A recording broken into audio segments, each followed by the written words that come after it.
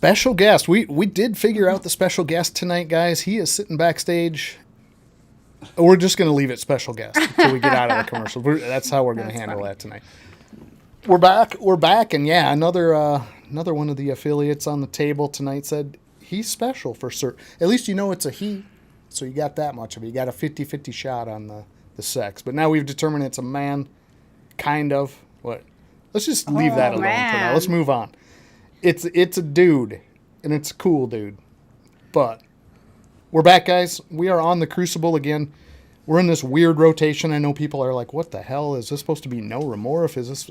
Some people that just come in every Wednesday, they're like, what is going on? Crucible is every, fourth week, right? So it'd be a no remorse. Unless it comes on the third week or the fifth week. Right. It could, yeah. We'll just move it around, and you just got to pay attention to what we put out there. But no remorse is every other week, and then outside the enclosure and the Crucible are the off weeks. Yeah. Perfect. Unless they're not. Well, if we can fit one in, right? Sometimes we can't find an outside the enclosure. We ask Charlie, the beekeeper, and he says, oh, I'm sorry, my Labrador came down with butt AIDS. I have to take it to the vet. Happens a lot and then pretty quick. That's the worst. Not the butt and then kind. You got to do, that's the worst version of that for sure. Maybe it comes from lettuce or something like that. Yeah, things come up, right? So we'll shift stuff around. So we'll put it out a day or two ahead what's coming up. Typically, we're going to try to follow that, though, guys. We're going to break the rules again next week. It is going to be a no remorse, but we're going to cut a collab clutch with Sammy. Hopefully, they don't pop their heads out like 3 days early or something crazy. But they're due, so we're going to cut that clutch. It was a really nice clutch, actually. Should get some scrambler pied combos with whatever Sammy had in his female. There's Enchi in there, there's Pastel, there's OD, there's Scrambler, there's Java, Hypo. It's going to be all het Hypo stuff, but we should get like a 50-50 split on the pieds. So it's going to be a cool clutch to see what comes out of that mess. We're going to have Sammy on for that. We've also got one Jared mentioned too, I think, that he might pop on and cut. So we're not going to do a typical guest night. We're just going to wrap up a bunch of loose ends and kind of fill the show up. So if you got time next week, swing out. Last week, Balls of Fury. Fun show. Yeah. Had an awesome time with Mike. It was a great show. Go back and watch that one. All kinds of craziness in the rack that he doesn't really get a chance to show his animals all that much, like not live and not direct, right? So if you missed that one for some reason, go back and check it out. Lavender Palooza, man. If you like lavender, you gotta watch that one. Yeah, he's got great lavenders. But how about the crazy black pastel line that's not testing for either one? It's not regular black pastel and it's not Barnhart. But it's definitely beautiful. Black pastel. Only black pastel, yeah. Yeah, it's wild. It's wild what's going on there. So, yeah, great show if you missed that one. We're not going to blab a whole bunch. We're going to say hi to everybody out there real quick. We're going to roll into commercials, and we're going to start bringing these guys out because we got a great topic tonight. It's, are we overproducing? That's a good topic. Like, are we making too many snakes? Is there too much shit out there on the market? Should we cut back a little bit? We're going to get everybody's opinion, right? Double dipping, G-Paw, he's sitting backstage. He's ready to go. Appreciate you typing in there. All the comments are fantastic. Duval, appreciate seeing you. Three Blind Mike, always a supporter. Appreciate it. Sammy, he's going to be with us hopefully next week. Let's talk about all them genes. Man, Sammy's starting trouble right out of the gate. He wants to argue about Scramble. And we're not going to do that tonight. Tara, good to see you. Couple weeks she'll be on. We're going to talk about rats. We moved that to an outside the enclosure just because it's not the reptile thing, because we do want to focus on rats, but it'd be fun to have her. Brave, good to see you, sir. Always out there, BA Smoothie. I'm sure he's going to let us know he had one and what kind. Ella, good to see you. Appreciate it. Always swinging in. We got a lot of people in the house tonight. Prox, appreciate the hat. They've got fantastic merch, guys, and an affiliate. If you want that, absolutely throw your Forge coin their way. They got great animals, great merch. Dad, that's what we're going with from now on. Dad's in the audience, sitting on the couch. Jamie, probably I got your blurry hand, Jamie. Having one of these. Dad and Connie Mom, they're getting to know everybody in the snake community, which is fun. Because when we finally do the big lake barbecue for all the reptile people, it's going to be wild out there. Yeah. Right. That will be so throwing fun. Tim Dad We just in the got to be lake. quiet so we don't wake them up. Right. I don't think that's going to be a problem. Wake them from their slumber. And then we got another one. This is another late ad tonight. We put Carl in. If you have not seen the Breeding Grounds, guys, pop over there. It's a fantastic show. Monday nights. I believe it's 7 Central. I could be wrong on that, but I think it's 7 Central that starts. But it's going to be right in that ballpark. Definitely check it out. Fantastic show. 7:15 Eastern. So there you go. It's going to be 6:15 Central, guys. So we're always off that Central clock because that's the correct time zone, in case anybody's wondering out there. Dumbala, good to see you. Appreciate those guys. Fantastic community members. But Jay, Greenline, brand new affiliate. Hopefully people are recognizing that on the reels and things we put out there. And Jay's been awesome. Wrapped up the deeds, not words. And it's awesome to have him as an affiliate as well. So appreciate you, sir. Got to get Jay on one of these crucibles. That'd be good. For sure, yeah, for sure. Jared, good to see you, sir. Awesome reel on your... I know, I didn't know for sure. I didn't know if that was a device or a fish. So I was think it's a staying out of it. fish, yeah. Looked like the wrong kind of device. Yeah. G Ma, good to see you. Appreciate you swinging in. Riven's Forge is always awesome. Whole crew over there. DDM Dustin, good to see you guys too. They made a recent move and it sounds like everything's going good, adjusting to the new digs, animals settling in, rats going now too. That's cool. Yeah. Chris 319, old 15 Minutes of Lame alumni, I think from 2 years ago, but always a good guy. Will, speaking of 15 Minutes of Lame, we got a contestant right there this year. Guys, go out there and check out Will. And an affiliate. And I'll tell you something. No, I'm going to leave it alone. I'm not going to tell you that about Will. Sometimes I think twice about what I could say, and I'm going to leave that alone. We'll leave that in the dirt. TJ Hutch, Jen, good to see you. Thank you for swinging in. Another fantastic affiliate. Look at all these people in the house You can just call her Strutter. Strutter, yeah. Jamie likes to tease her about strutting. That's from a wedding party. Again, we'll leave that story alone, just how it is. But Jeffrey, GTL, fantastic, focused projects, guys. He's putting an example out there, I think, for all of us, whether it's geckos or ball pythons. Get your focus like really narrow, set a project, make it public, and then show your work toward that. Yeah. And he's doing a really nice job. It's almost like I don't want to say it's a campaign, but you know what I mean. It's like, you know what his end goal is. He's put it out there clear, and then he's showing all of the combos he's making to get there. So very cool, man, and fantastic animals. So appreciate you, Jeffrey. Good to see you, man. Look at this guy. Wonder where he might be tonight. It's always good to see him in here, but... Looks a lot like our special guest. Maybe damn it, Jay. Logo. I was supposed to... We couldn't even get through the freaking commercials. Damn it, Jay. Well, shit. That happens, I guess. There it is, folks. Our special guest for the night. Double dipping. Thank you, Nick. That's so funny. Big Dan out there. Naples, Florida. Good to see you, sir, from the Southland. Another fantastic affiliate. And fantastic DG puzzle stuff, guys. So yeah, always check him out. Dickie Foster, appreciate you, sir. Still say that is the best NASCAR name in the biz. I don't know if I'm just crazy thinking that, but look at this. The fat man himself. Chris, good to see you out there, sir. Loving the Rewired. Yeah. That's a fantastic new direction in everything I've seen so far. Really well done. Hopefully that's kicking off good for you, man. I try to catch them all. If you're not familiar, jump over to the Fat Man Nation and check those out. But Aurora, thank you for sitting in. Appreciate it for sure. That's kind of a new one to us. That's been in the last couple weeks, so apparently didn't make her mad yet. We're going to work on that tonight with some of these opinions and arguments, but hopefully she sticks around. No, that's not the intent. Mad. It just happens. It just happens. Tommy, good to see you, sir. Appreciate you.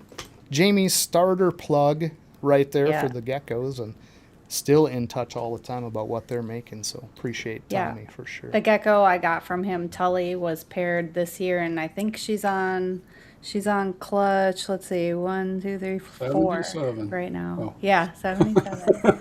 It kind of is starting to feel that way, man. There's so many gecko eggs. I Yeah. know. So I many go, gecko I go eggs. into the incubator in Husbandry Pro, and I'm just scrolling looking for ball pythons. I'm sorry. If they laid more than 2 at a time, it wouldn't be like that.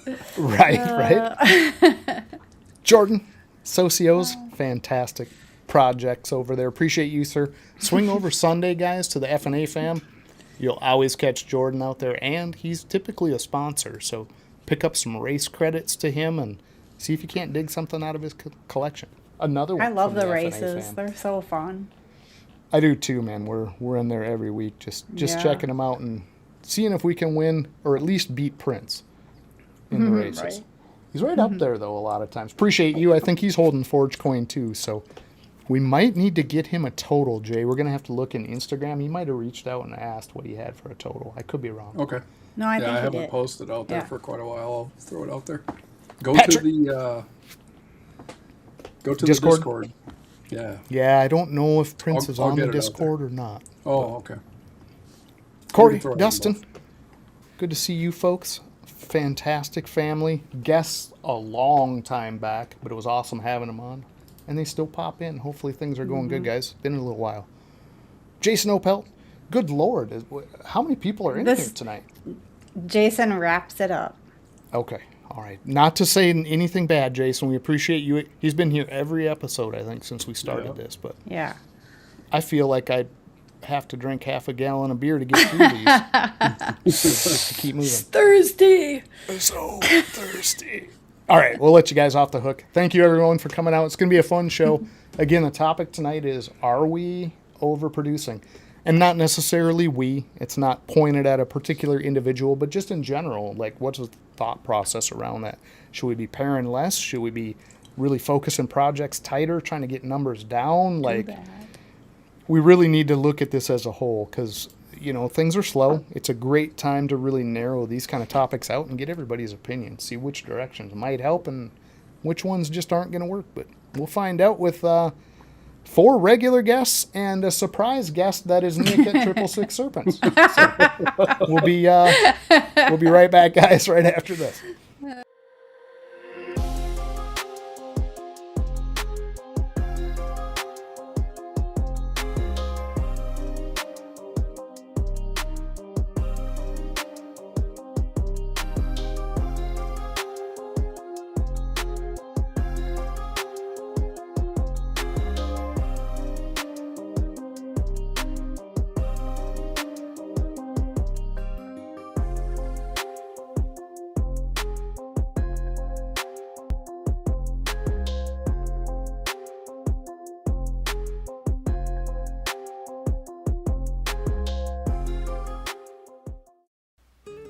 Hey folks, here at The Forge we prioritize promoting people from the community, especially where we see opportunity to share some valuable insights or products with our followers. That is why we are thrilled to have BNS Reptilia as a sponsor. Chris is a fantastic example of bringing value to the community, with years of experience keeping a variety of animals from ball pythons and blood pythons to boas or colubrids and more. Chris brings a wide breadth of knowledge and a collection of beautiful animals. Chris also carries Coco2go and The Chipper, 2 of the highest quality reptile bedding products on the market. If you want to learn more about any of these species, are looking to add to your collection, or in need of some top-notch substrate, please don't hesitate to reach out to Chris at BNS Reptilia. Chris is also a member of a growing community of breeders who accept Forge Coin, so don't forget to show them your Forge Coin.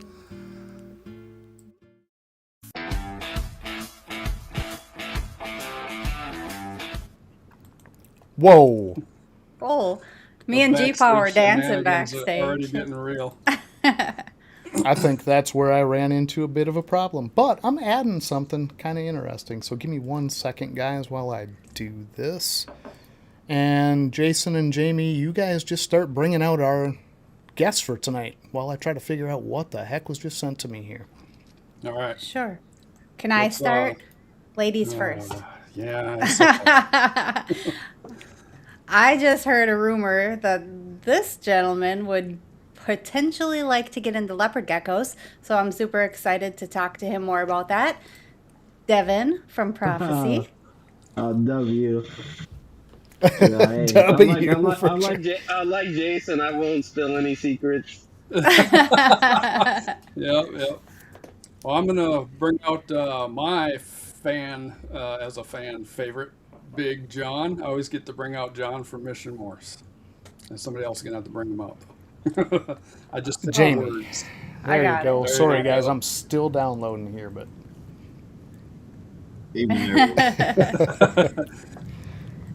All right.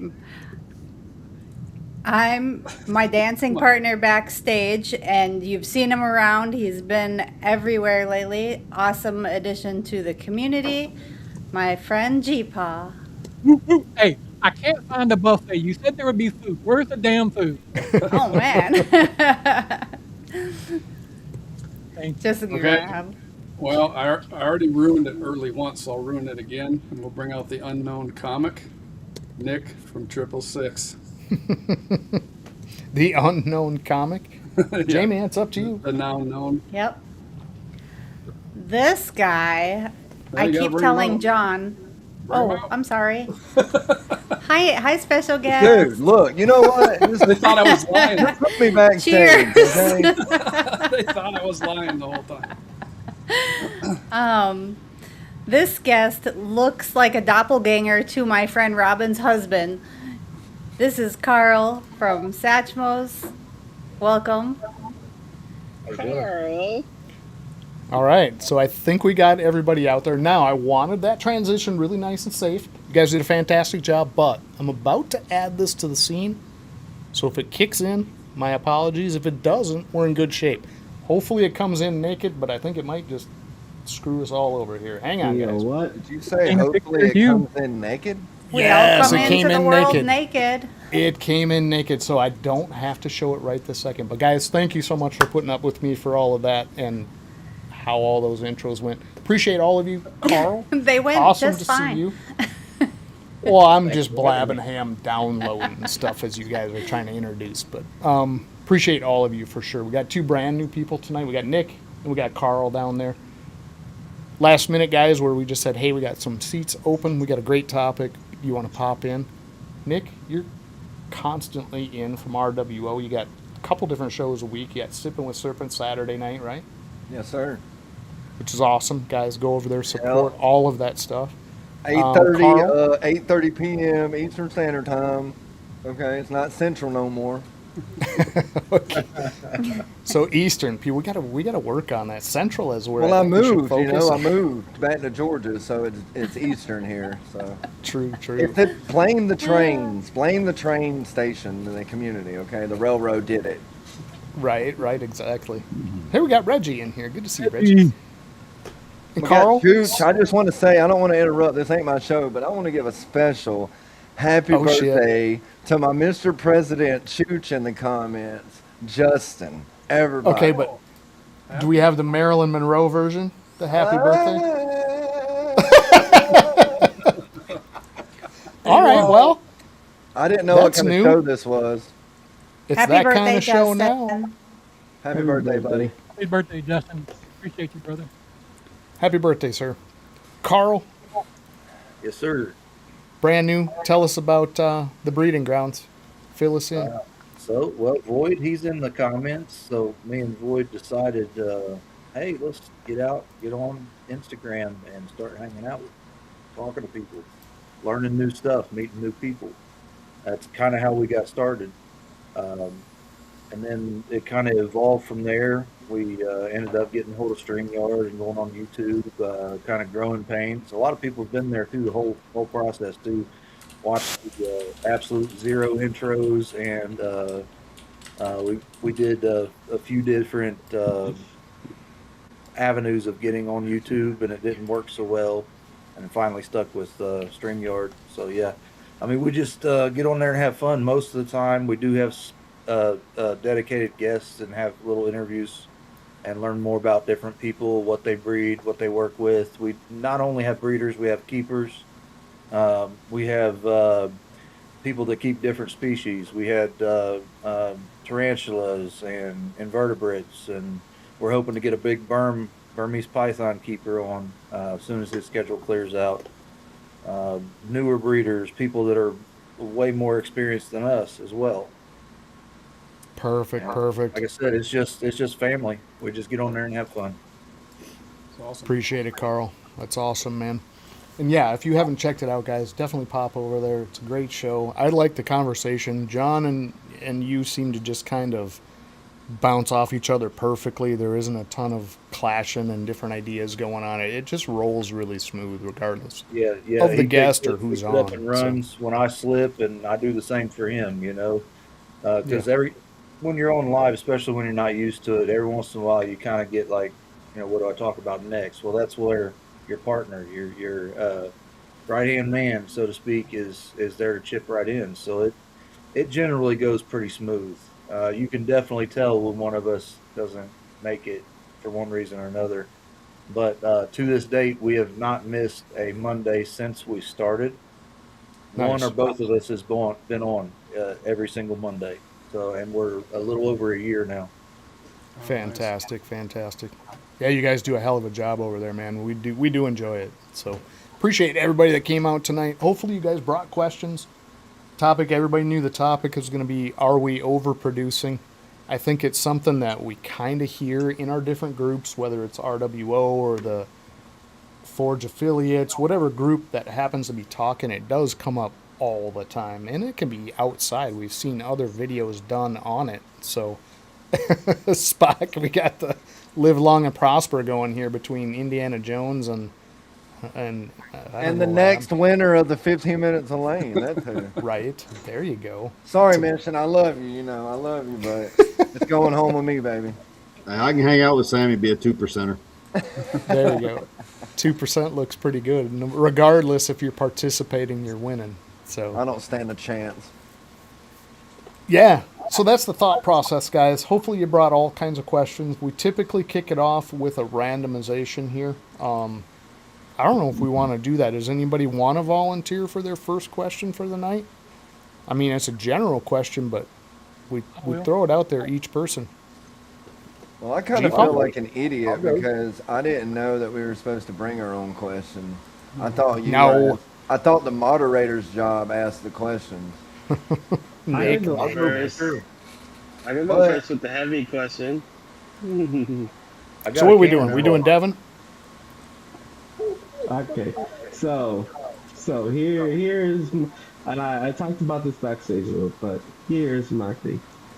So I don't think that as long as you have a plan in place and you're building towards that plan, you're ever overproducing. But I have a way different philosophy that might ruffle some feathers, but and I view it the same way I view rats and other things.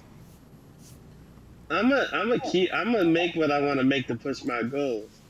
But unless a buddy of mine tells me they want something for what I make, I'm not gonna sell them and end up putting them bad thing. I'm gonna feed them to king steak. So like my missus go right to king steak. My holdbacks are my holdbacks. Okay, so I'm confused here, Devin. Is this your question? So your question is that okay? I think to take overproduction. Is that okay? If more people, do you think if more people could accept that logic, overproduction wouldn't even be a discussion? Okay, gotcha. So now we're going to rotate through it, and we're going to start at the top and just kind of daisy chain down, which kind of puts Jason right in the spotlight to begin with. For a minute there, I thought we were doing like Confessions of the Snake Underworld. Right? Is Devin's question, I just want to clear it up. Is Devin's question if it was acceptable in the snake world to feed off normal, so to speak, to other reptiles or animals, if there would be an overproduction problem? Is that what you're saying? Is that your question? I believe so, yes. Not normals, your misses. Okay, or whatever. Yeah, okay, whatever. Yeah, I'm going to address it like this, and this is kind of really, I guess, not addressing it, but so my personal opinion is that we're not, as an industry, we're not overproducing. I don't think that's true. I know there's a lot, especially when you start looking at some of the big breeders and hundreds of clutches. But the market for snakes is huge too, and it's growing. So I really don't think that's an issue. Plus, they live for a long time, so I really don't see that being an issue. But to Devin's point, I do think that if it was an issue and that was acceptable in the industry, then it probably wouldn't be. I mean, it depends on what people are keeping, but there's a lot of other reptiles that eat snakes, and if you keep those and it was acceptable to just feed off what you're not going to move forward, yeah, I don't think there'd be a problem. I think that would take care of a big number. King snakes gotta eat, yeah. King snakes gotta eat, cobras gotta eat, crebos gotta. There's a lot of stuff out there that's gonna, serve that purpose. Monitors. I mean, there's a lot, right? So I agree. Yep. All right, G-Paw, thoughts on that? First, I don't think we're overproducing. When I started this back in October, there was approximately 40,000 reptile or ball pythons on Morph market. Today I looked, there was 23,000. So that number has came down tremendously. In regards to Devin's question, I don't have a problem with doing it. I have Mexican black king snakes I'm raising up. Now my goal is to feed off the ones that come out with a problem, and I'll try to find everything else a home. And if not, I'll keep them myself. Yeah. Gotcha. Can you maybe pull that down just in front of you if you could, G-Paw? Yeah, I was maybe wondering right if there. it was just me. I was trying to fix on my end, but if you heard How about now? Sometimes this thing works and sometimes it don't. That's That's much better. better. Way better. Okay. Perfect, man. Perfect. Appreciate it. Jamie, you're going on the spot. I'm going What on the was spot. that? Yeah. I was saying hi to Lace. See? Yep. Love you too, Lace. Yes, Lace. 100%. I do not. It makes me sad to think about feeding off everything that's amiss. But at the same time, if we were overpopulating, I don't think that it's a bad thing to do that. Okay. So Because pretty they- straightforward. Yeah. Yeah. I would just maybe not be the one to feed because that would make me sad. Right, Real quick, I just want to clarify. I said first, I would ask the people that I mess with if anyone perchance wants anything, Right. and then whatever. Like, I'm not selling them. I'm not going to Right. sell them. Right. Oh, yeah. Well, yeah. and let's be honest. I mean, we can put it under some weird veils of wholesale or whatever you want to call that, but that's where a lot of that stuff is going to end up. So Yeah. we're kind of Yeah. just removing that mask and going, look, I'd rather feed my own stuff than to sell it into some unknown void and have no clue what's going on. I'll say right? this. So, I'll say since we're on I sold 115 hatchlings for $1,500. $10 a piece to a cobra breeder. Yeah. That's actual return. And like these are things that I would have had to pay twice or three times.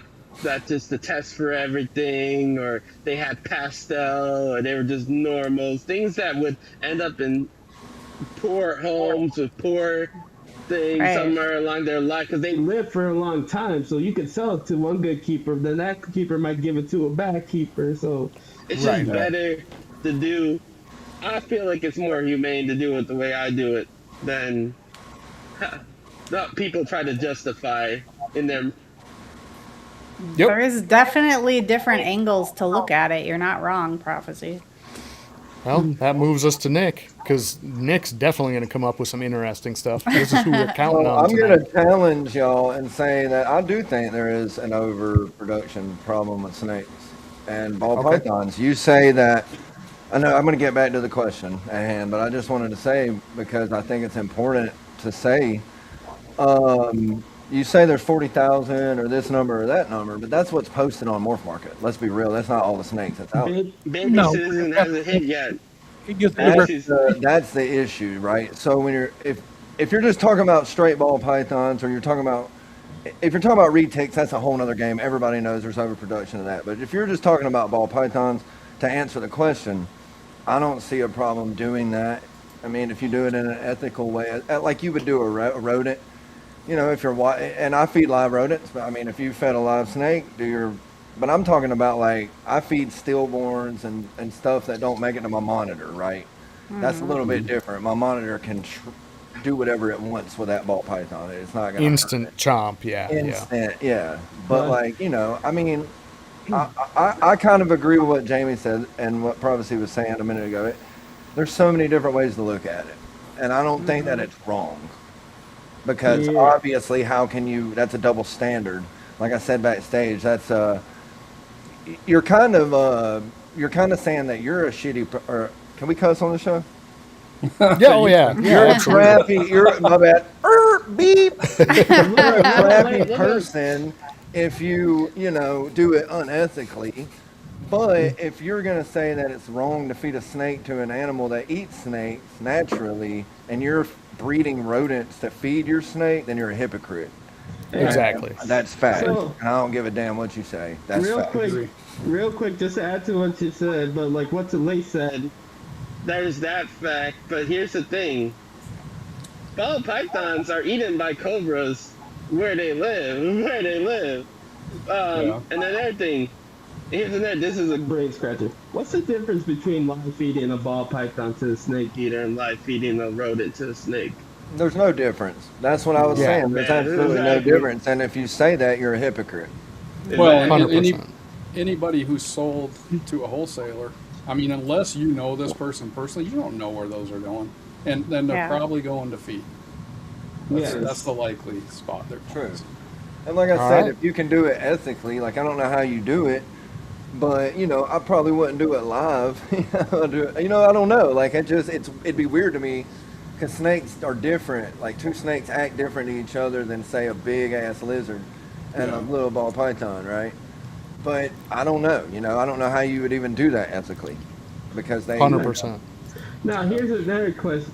And people are making great points, and we'll get to you just one second, Devin. But people are making great points, right? And questions we are going to get to, right? So we're just touching on this specific one. And my bad. Absolutely.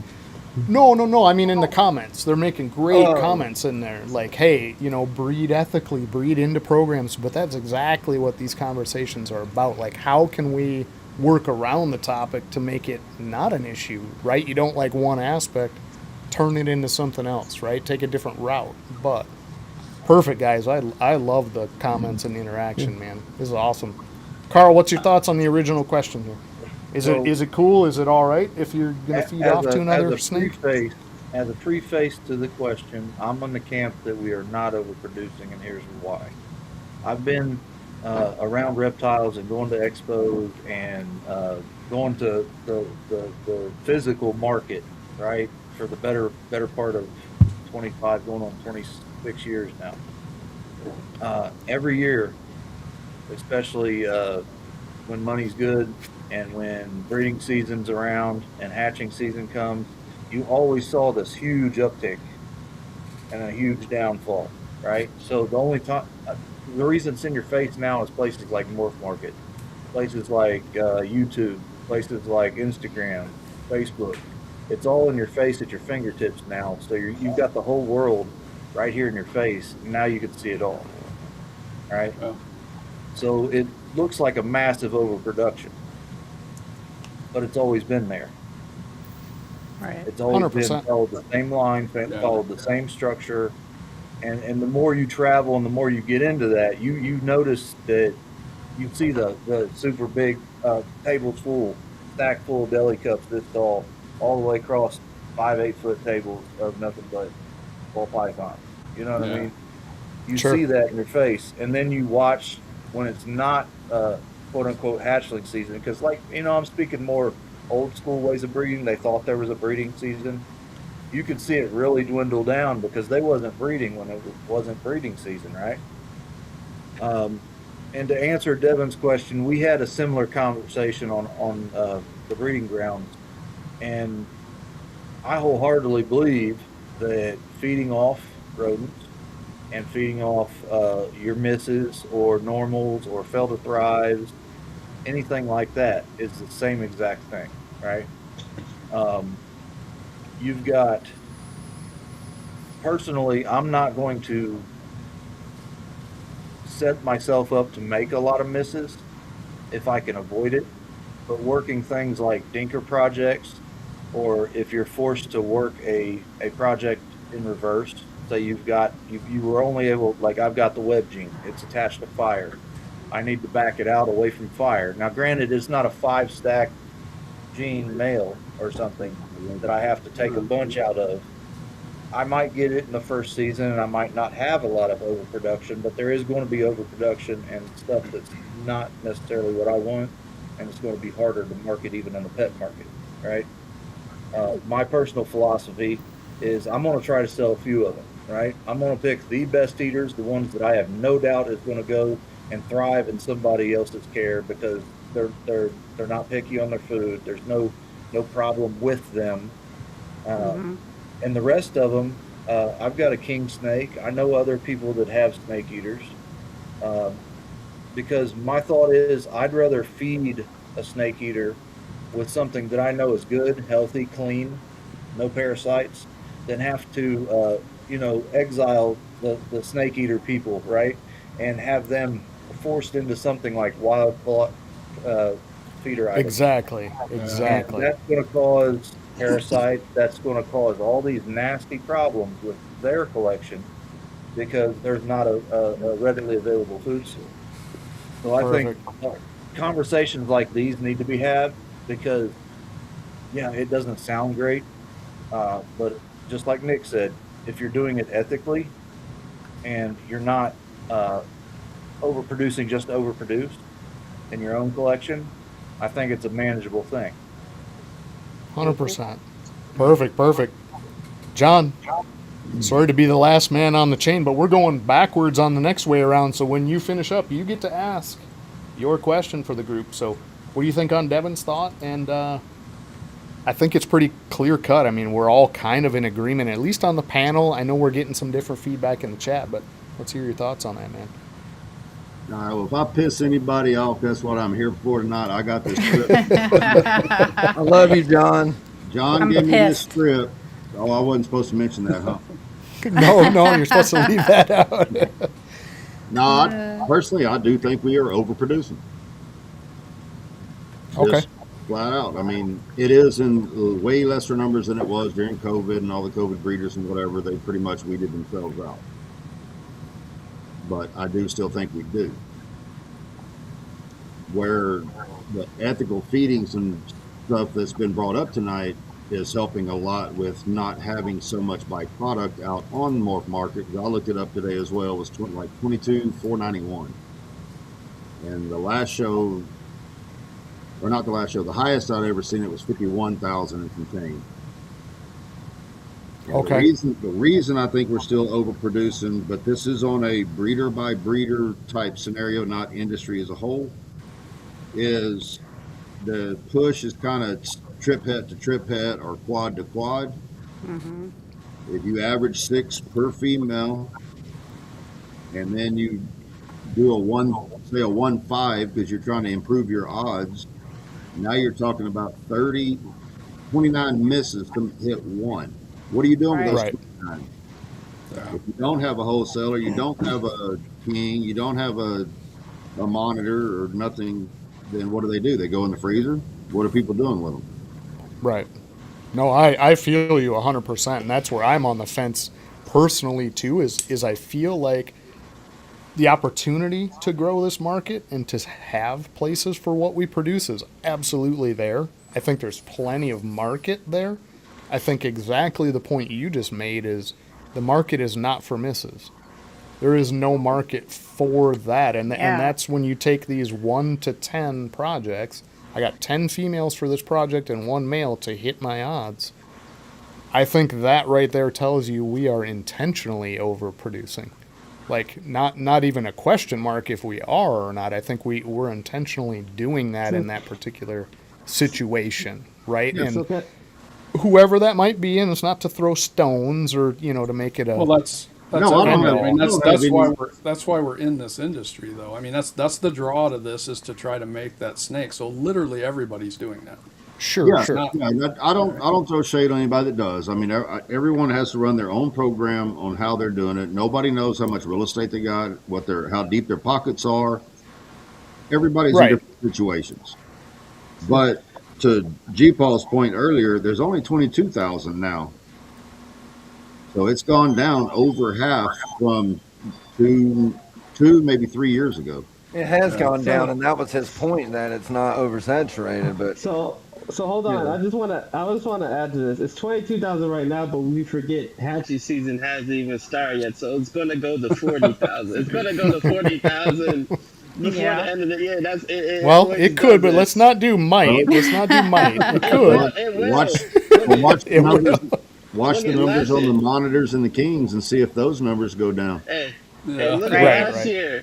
Last year, I'm just saying, look at last year. It was 31,000 as lowest, and then it hit 64,000, and Yeah.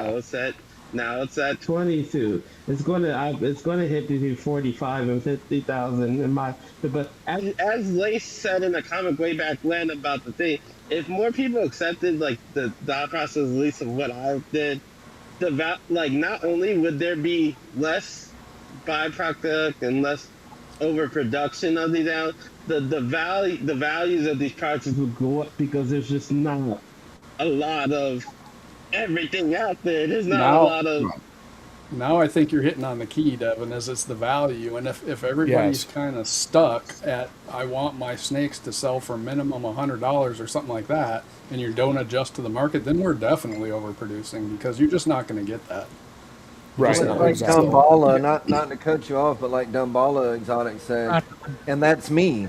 That is me. That's why byproduct for me has never been an issue to have to feed off or whatever, because I am that guy. That is my niche. I sell lower end snakes at, the most 500, 600 bucks. You know, and that is max, bro. Like you come to a table and you see that you come to a show and see that on my table, you better buy it because it's cheap as frig.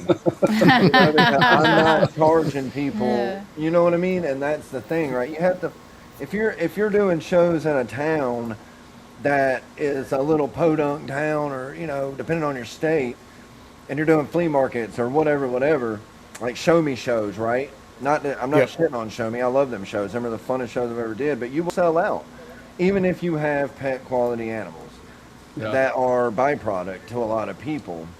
You know what I mean? For sure. So it's all about how you go about it. You know what I'm saying? I mean, I do agree with Devin, though. I don't think there's anything wrong with it. Yeah, so that's the whole thing is focusing on that first round, because I think we're naturally, we're all excited about this topic. We're all in reptiles. We all want this to go the right way, and we're definitely going to bleed over into the next question. We're inevitably going to do that, right? Well, so John, there's a couple caveats to that being said. Yeah. I think it's helping with the numbers being down, even though I think there's overproduction in certain projects. Preface it with that. Right. Because with the price and the market going down so quickly as it has, people are buying better animals. So I think it was Carl that had mentioned earlier, his misses are still quality animals. For sure. Because that's how he set his collection up. So that's helped with the newer, smaller breeders coming in. They could buy better quality stuff.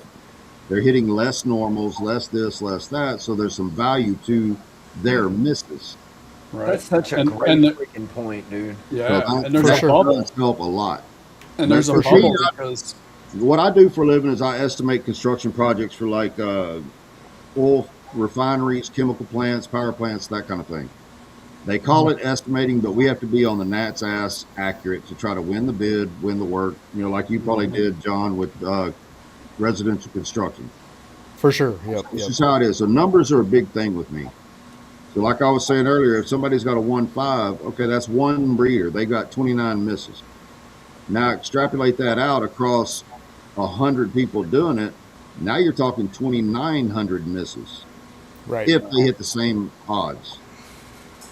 Yep. But that was all a joke about pissing everybody off when I first started the question. Hey, But we're coming. Yeah, Yes, we're coming smart full numbers. circle though, because now it's your chance to actually piss people off with the question you have.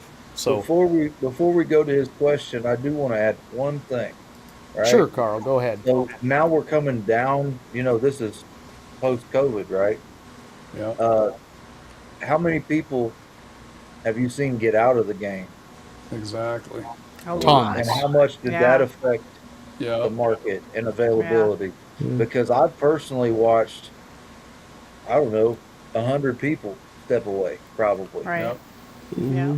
Well, plus That's- the bubble. that's Carl, gonna so how lead many into- people came in and just started buying the everything Yeah, to try to start yeah, making snakes, and we had this huge Because bubble. they of, got in when it was Yep. real super popular over Yep. COVID on YouTube, and they thought it was cool, right? Right. That's not the people with the staying power, right? And Right. I'll tell you, I got in after COVID.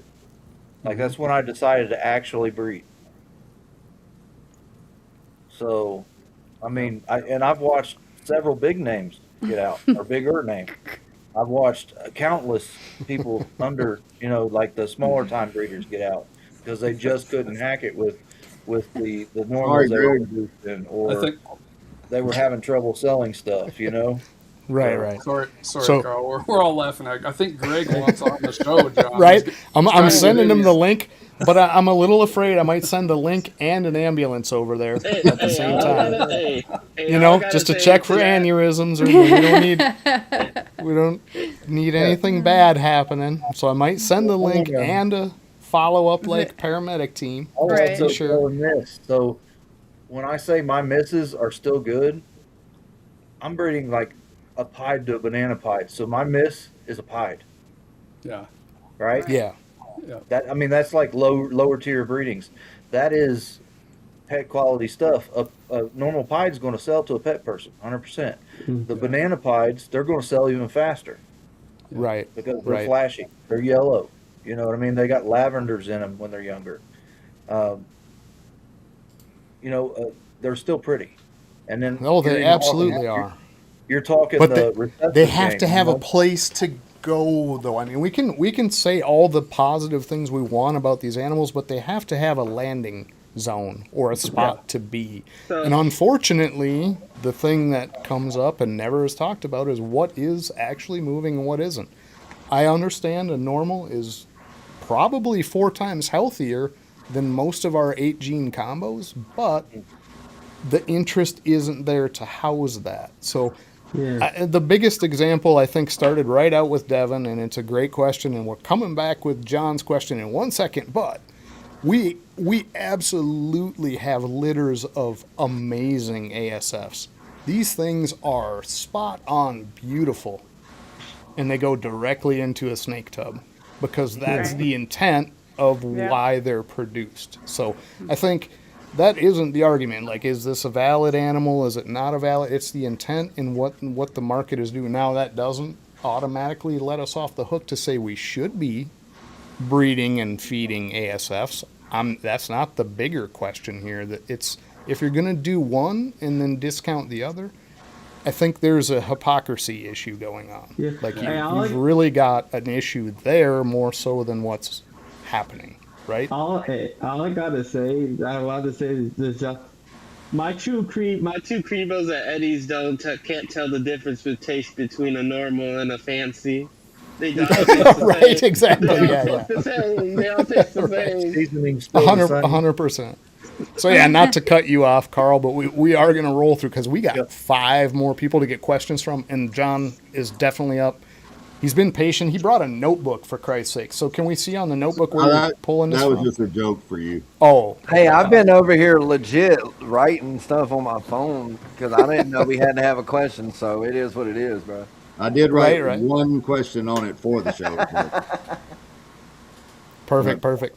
But just some food for thought is, how many of y'all, you don't have to answer, but how many of y'all have been told, oh, pick a lane and go down that lane? Well, think about the misses this way, and the overproduction is you're working this project, you're chasing this lane, but the masses don't care for it. How many babies are them people holding on to? What are they going to do with them? It falls into this overproduction argument. That's a fantastic question, and you do hear it all the time. Make what you like. Well, what if you're the only one that likes it? Yeah, look at Does Devin. that help He us, does HRA. right? Nobody else wants that. Oh no! Now we're gonna have a fight. I'm gonna get everyone off the stage except Devin and John. It's all for fun, Devin. No, I'm So, kidding. and so, No, but and so, the question: what percentage of people would you think actually feed their misses until they sell, versus feeding them off to snake eaters or wholesaling or monitors or whatever? Me personally, I would think it's probably 15% or less of the community. Okay. So what percentage actually cares for those properly on the miss side, if they're going forward? Is that the question? Yeah, just he's a saying general percentage of the community you think actually keeps feeding their animals and misses until they sell.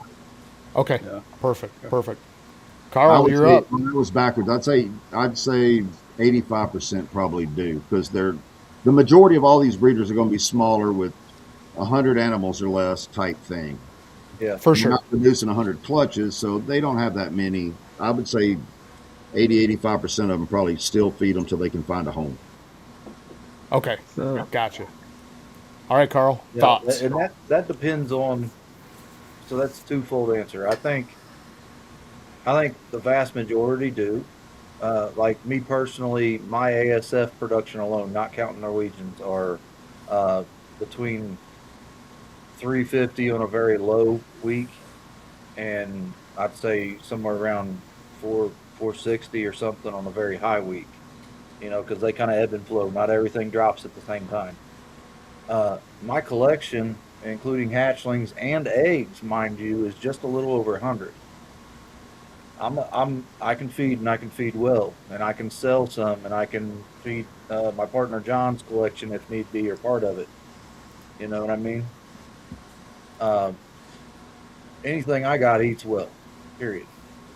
There's many people that share the same passion or same thought process as me, but if you go on to the handful of examples that I can find, there's people who are hitting the show circuits super hard, and you've got 2-year-old animals that are going somewhere, and they're, when they put them on the scale, they're 400 grams or 300 and something grams. You can tell they were maintenance fed only.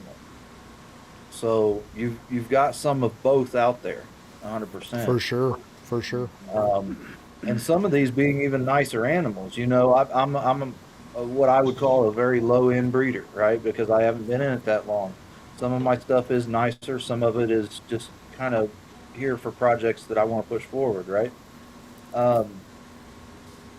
Even some of the nicer, like double visual, single head with a couple codoms are coming in, and you can find them on somebody's table underweight. And that's because most of their time they're in a show display and only get fed every so often. So you got to watch out. There are people like that, and I don't like to admit that, but there are people like that. 100%. But I do think vast majority are kind of in my camp, and they overproduce their rodents because they don't want to run out of food, or if they're not raising rodents, they're buying in bulk. You know what I mean? Yeah. So percentage-wise, I think John's looking for a percent. What's your thoughts on that? Like, would you say he's guessing 85. Are you closer to 90 or are you closer to 50? I think probably 80 to 83% are in my camp, and the other is, maintenance feed. That's damn specific, Carl, and I love you for that, sir. That can only mean one thing. Nick, you're up next, sir. Percentages we're looking for here. Like, how many are doing this? I'll keep it short and sweet. Unfortunately, I'm going to be that guy. I'm going to say closer to 50. I would probably, as much as I hate to say it, it's with a grain of salt I say it. I don't want to say it, but unfortunately, I think it is probably like 60, 65, maybe 70%. That's my answer. I don't give a shit. Whatever. Tell us how I'm not you good really with feel. math, okay? Math is hard. Dude, that is the far and away the best answer we've had on. We're going on 5 Crucibles now, and I think that might be in the number 1 slot. For, you know what? 70% fuck it, I don't care. Next. Dude, that is spot on. So funny. good. All right, G-Paw, that lands in your lap with that omission there. I think it's probably around 70% too, because there are several animals out there being underfed tremendously. If you go look now, you'll find them all over Morph Market, on the tables everywhere. And while people will say they're feeding them right and all this, they're not telling the truth because they're afraid of the backlash. For sure. That's it. Yeah. Yeah, that's short and sweet, and I get it. I think that was the goal of the question, is like how do we realistically see it as this side of it rather than people at an expo walking around. So perfect. I agree. Jay. Hi. I'm gonna treat Jay this answers for the Forge, by the way, since Jamie and I just like to hide over here in the corner. Jason always gets stuck in the shit box for having to answer. I'm gonna treat this like The Price is Right, because I really want that new Davenport, and I'm gonna say 74.1%. I honestly think it is maybe a little bit lower than what John was saying, but pretty close. I would go between 75 and 80% probably. Okay. The end. Okay. The end. Devin, you're trying to hide up there. You've got shit on your mind. We can wish tell. you turn that bright ass light off. I can't see. Listen. So I got 2 things I want to say. Okay. Only 2. Only 2. So, because Carl went on about what he does with his normal. I'm gonna be real with you, man. At least what me and Eddie did. We feed them until they feed them. Until we feed them. Okay. So that's one stance. So Gotcha. We have an indigo, and we had a clutch 11, and they all either had one eye or no eyes, and they were all just, it was just weird clutch. And we had some that were just normal pos double heads or whatever. Adult indigo female specifically can eat 4 or 5 of those things off rip. So we typically will feed if they. Again, we go through the whole thing. Hey, does anyone want any of these? Blah, blah, blah. Anyone said nothing. On the next episode of Confessions from the Snake Underground. Confession of Devin. They should have had me on that new HBO show. Anyways, but no, I think it's more. I think it's a double-edged. It's a 2-sided thing. I think that I would say a majority, like 65% of people, I'd say 70% of people maintenance feed, and only 30% do right by the heirs. And I also feel that ties in with the amount of people that are producing for amount versus the people that are like focusing in and like doing only like certain pairings to push their project. When you got the people that are doing the maintenance feed are often the ones that are producing quantity to sell versus the people that aren't maintenance feed, which are ones that are producing quality to hold back and push what they're doing. So it's a 2-way thing that is tied. Yep. Well, I don't think it's segregated.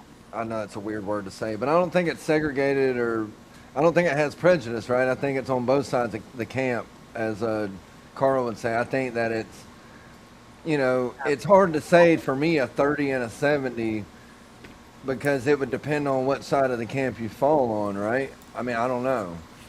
I think that there would be some kind of you know what I mean?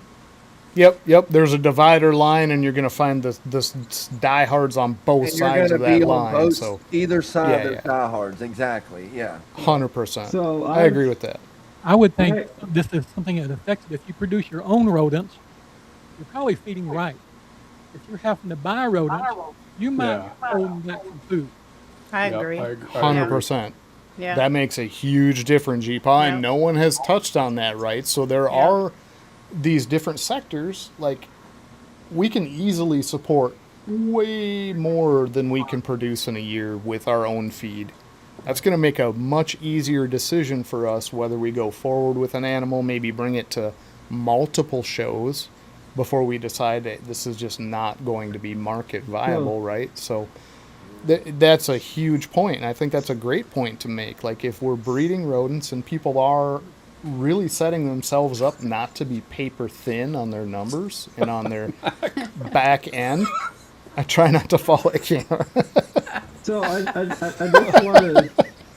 just want to add, like, I say what I say because contrary to a lot of people, I've been in this hobby since 2016. Been in this hobby since 2016. I'm pretty. I would say I'm pretty in the know with a lot of people that know, and I've learned things there's a few things. There's a lot of people that are breeding are having like the 100 clutches and having like the crazy production.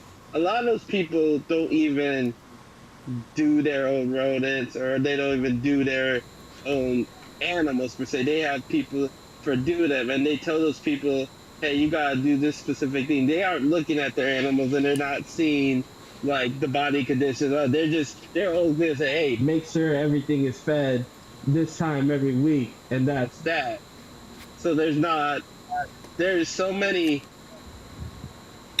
The more that you get into that, over that production mindset, it becomes less of, oh, I gotta give this animal an extra meal, to some of these people, to more like, oh, I just gotta make sure that everything has a meal. Right. 100%.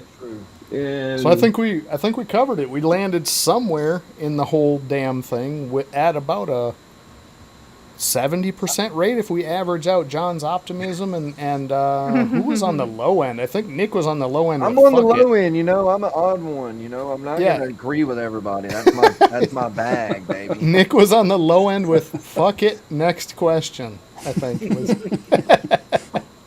So Jason ends up in the hot seat now to put the question back down through the chain. We're just going up and down the chain, guys. We're gonna get Jason's question for the night. What do you got, Jay? Miller or Michelob? Okay. And Devin, bro. Miller or Michelob? Heineken. This is going to be a quick You one, guys. look like you would drink Heineken. bro. God damn it, Nick. Miller, Michelob. If you talking about Miller Lite or Miller Lite? Okay, yeah, Miller Lite. I'm a Miller. All right, Miller Lite. There it is. G-Paw, Miller Lite or Michelob? We're bringing a gallon of apple pie moonshine, and that's what we drink. Oh, damn. Apple pie I moonshine. knew he was going for the moonshine. Jamie, Miller Lite, Michelob. Well, I don't drink beer, but I'm going to go Miller Lite. Miller Lite. All right, Carl. I'm in a Michelob camp. He's in the Michelob camp. Okay. All right, perfect. Cutting the calories. I'm going to go in here and I'm going to say Michelob. You might as well just get a Werther's out of the cabinet and drink some cough scissor. Going with Miller Lite. We're going with that. Well, what's Jason's pick?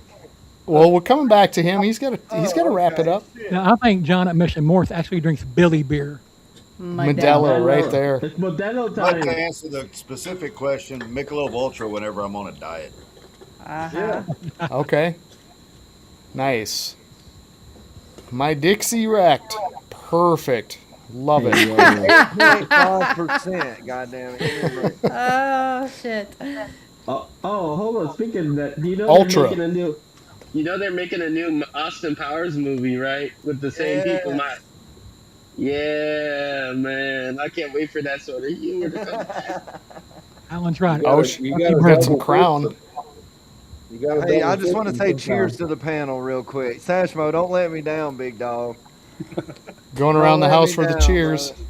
Yeah. So look, a lot of people say, "Oh, why Heineken?" You gotta understand Wisconsin, and I know Jason. And, like, Wisconsin is made up of mostly two cultures: Swedish culture and German culture. Pretty much. Well, you can't throw the Norwegians out, though, because they'll kick everybody's ass if you don't include them. Yeah, I'm solidly in the Michelob camp. Oh, you've been drinking? I haven't seen you take a sip, you chew. Okay.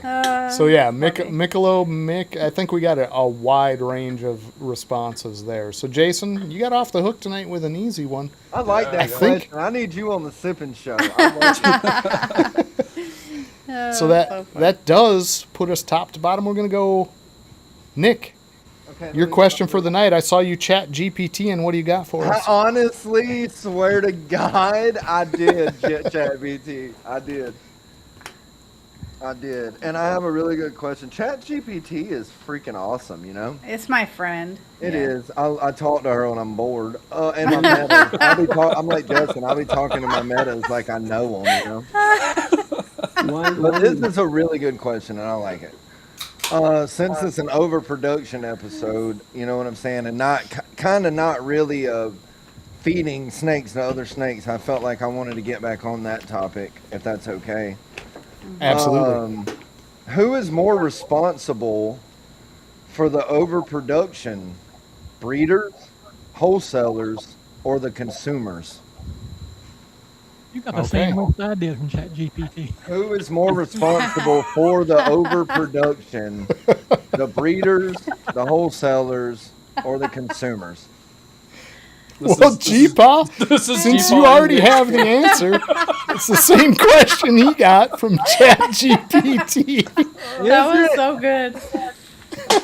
Look, to my defense, I didn't know we had to have a question. I wasn't privy to this information. That's so funny. I don't Thoughts, think- I G-Paw? don't put it on any one person. I think if we are overbreeding, that it's a compilation of the entire industry. Okay, so you're putting it broadly across the whole thing, like, but that would be an admission that we are overproducing. But bro, that's a so- cop out. I'm not accepting that answer. He You said can't- if we are overbreeding, he would say it would be the entire. Okay, so hypothetically, if we were overbreeding, okay, what would it be? Wholesaler. Wholesalers, okay.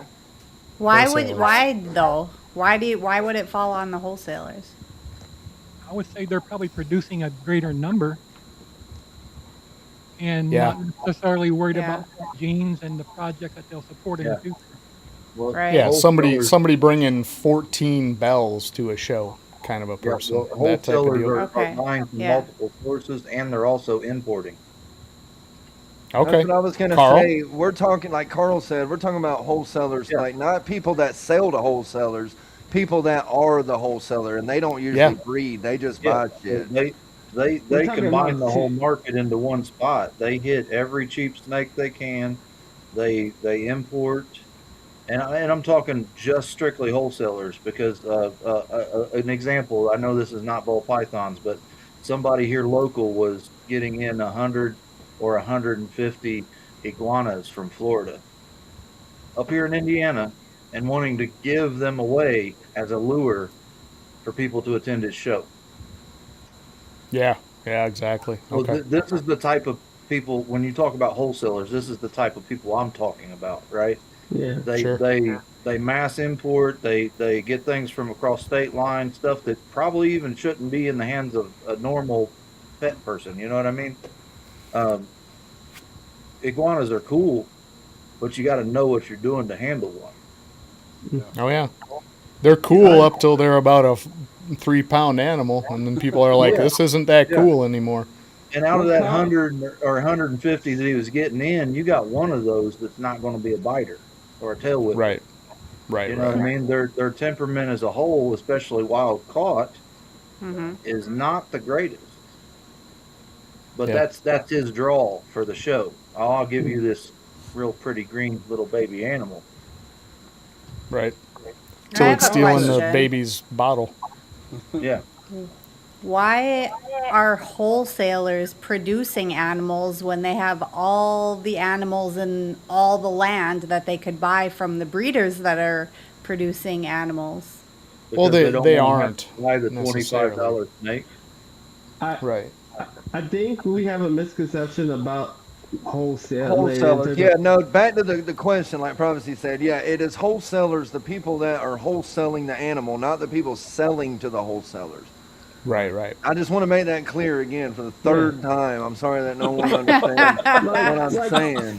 Not the people that are breeders selling to wholesalers, but the Right. wholesalers that's buying the animals from the breeder, Yeah, putting it out I there. know wholesalers that do Right. breed as well.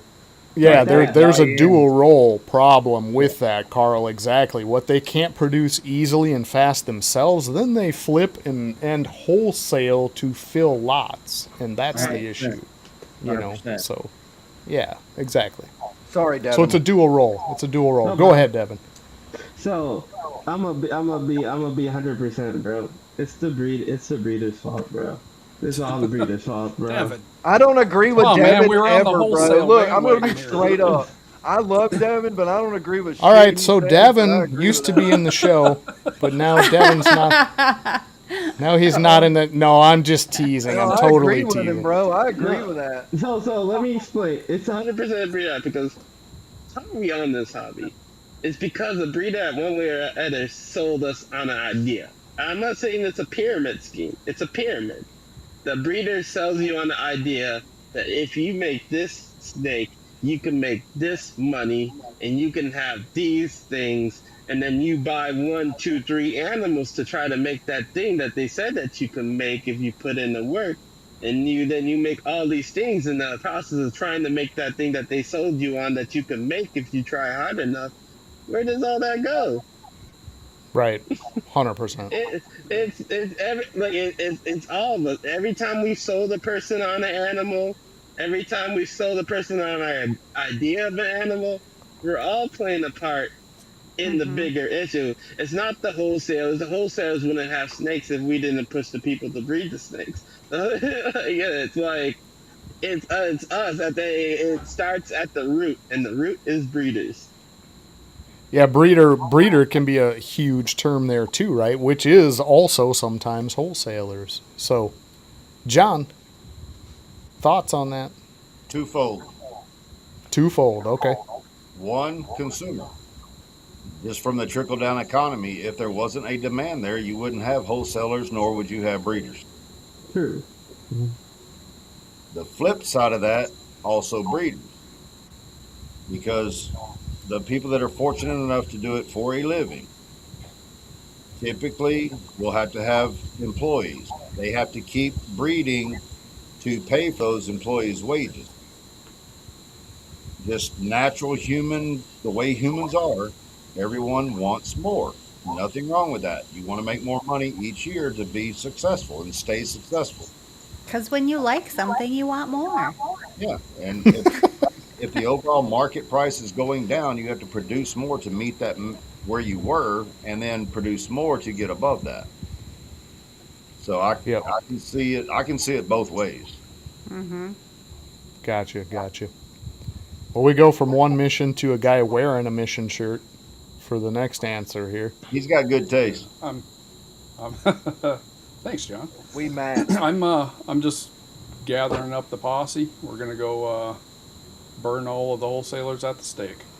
That's where we're at here. All right. You're No, not. I agree mainly with what John just said. I mean, there's a market, right? That's what drives the whole. If nobody could sell a snake, then nobody would be doing this. So obviously, the blame has to go around.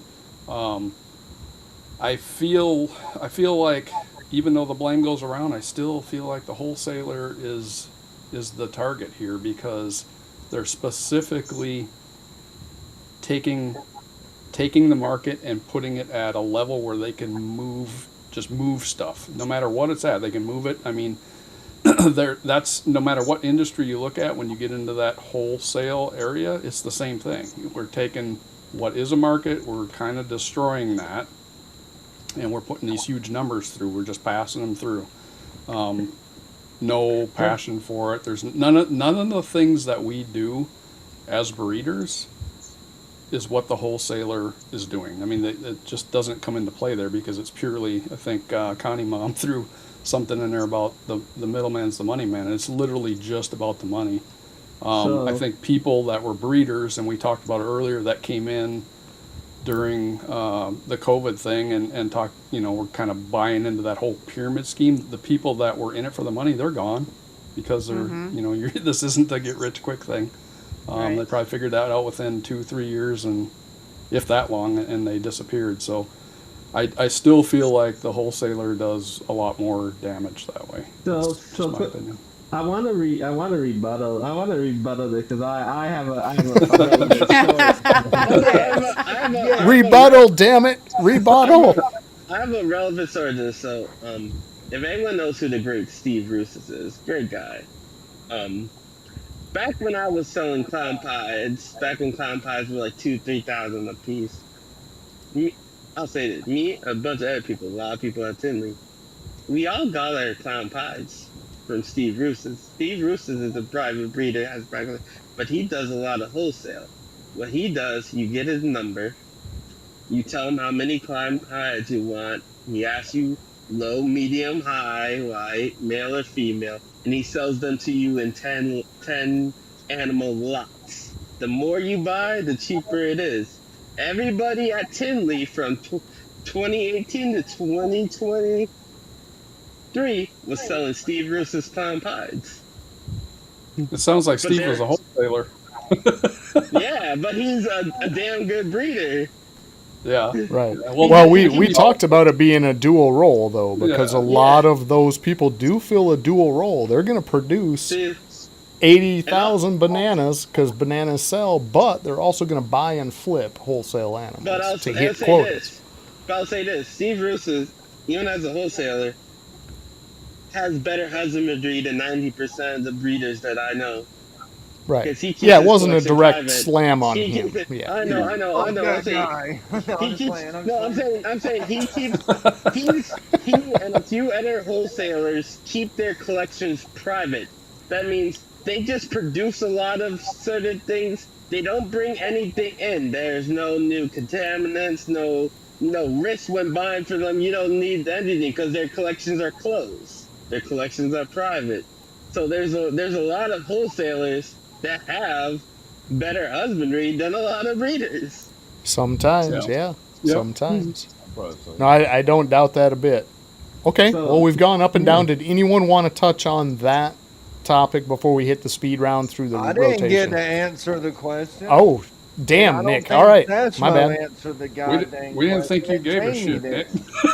Okay, ChatGPT worked very hard for this question. We're going to answer it, damn it.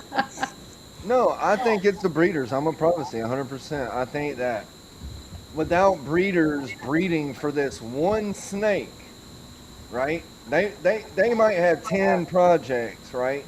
But they're breeding for that one snake in each project. And whatever they don't hit is byproduct, right?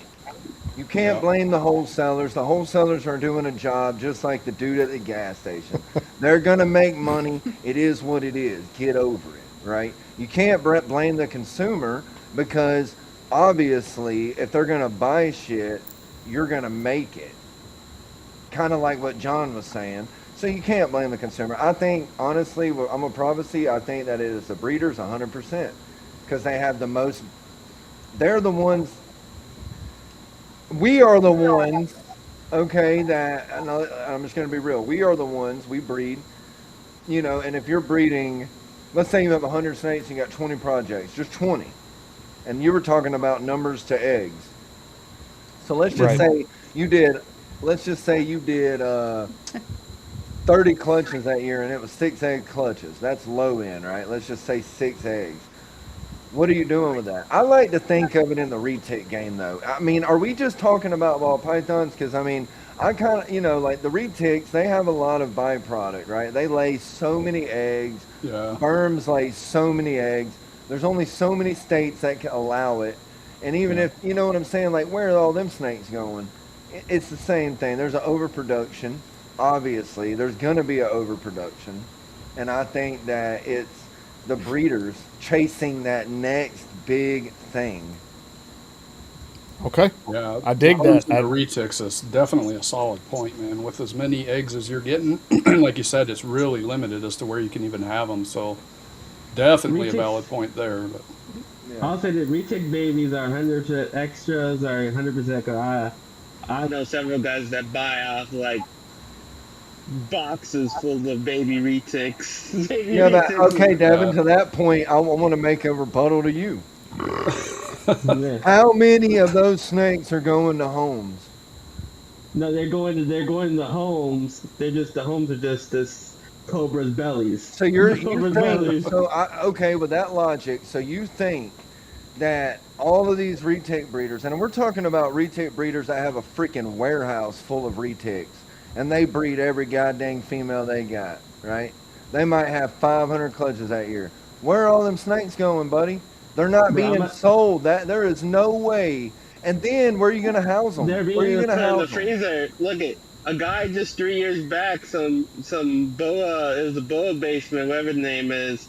He said straight up, if I have a boa, if I have these boas for not too long and they on sale, I put them in the freezer. There's a lot of dark things. That's fucked, though. I know. I agree. There's a lot of things that these boas and Richard do that. Again, that's what I say. I'm in a lot of circles. I know a lot of things. There's a lot of things that I know that I know don't people like. do that too, and that's why I wanted to bring it up about the retics, because we're talking about balls, I assume, but there's other stuff out there that is just, wild. Like he said, it's wild. It's wild. Yeah, there's a lot of stuff that I can say that I don't because it upsets me, but there's a lot. I'm just saying this. The way I do things with the king snakes is better than a lot of other things that I've heard people do. There's people that will throw them, and there's people that will throw them in a dumpster. There's people that will throw them in a fridge if they don't sell at their certain time. There's people that will like just like. There's I can honestly say I side with you on that aspect. Straight 100%. Up. I would rather you feed it off 100% all day than you put it in a refrigerator, obviously. I all right, we have a massive problem here. This motherfucker right here has been hiding for this whole topic, and he needs to chime in. Number one, he's wearing a glorious shirt. Beautiful. Glorious shirt. And he needs to speak up on this one right here. I know he has something to say, so what you got, Carl? Really, I haven't heard anything I disagree with.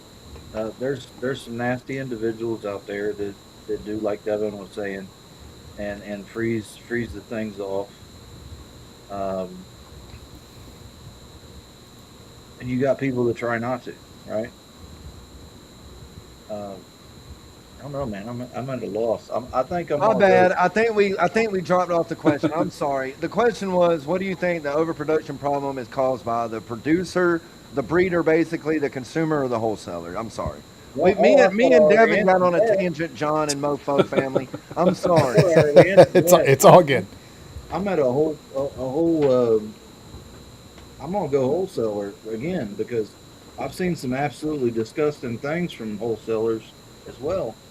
The same guy with the green iguanas from Florida that I'm gonna. He's imports, buys wholesale, and then if he doesn't sell the stuff, he'll pick it up at the airport, go straight to the expo with it, put it on the table, and at the end of the expo, if he doesn't sell out, a lot of that shit's going in the dumpster. And a lot of people in here know exactly who I'm talking about. Wrong, from Indiana. Dr. Death, I know exactly what you're talking about. So you think it's the wholesaler's fault that there's an overproduction of ball pythons? That's what I'm asking. So was it okay? So if there wasn't people buying them, the wholesaler, if there wasn't a market for them, if there wasn't a place for them to go, would there be production? Right, there wouldn't. 100%. Well, and that's what Jordan is saying too. No overproduction because it's still moving. Right now, is there problems? Is there problems with where they're going and some of the things that are done with them? Yes, and you'll find that with every single market when you're involving live animals. You'll catch that in the pet market, with dogs. There's massive overbreeding in dogs, and I know this is a ball python show, but it's kind of relevant. We're talking about the same exact thing. Exactly. Well, and it's no different than these thousands of acres of cattle lots that are making our burgers every week. Yeah. When you really get down to it, somebody wants to really get touchy about it, slap that hamburger out of their hand as they're arguing with you. because it's the exact same thing, just on a But different perspective, right? So And I kind of thought I We sh- answered that question earlier, but yeah, I do believe it's the wholesaler. It's the wholesaler because he's, in a lot of times, moving the market for the undesirable.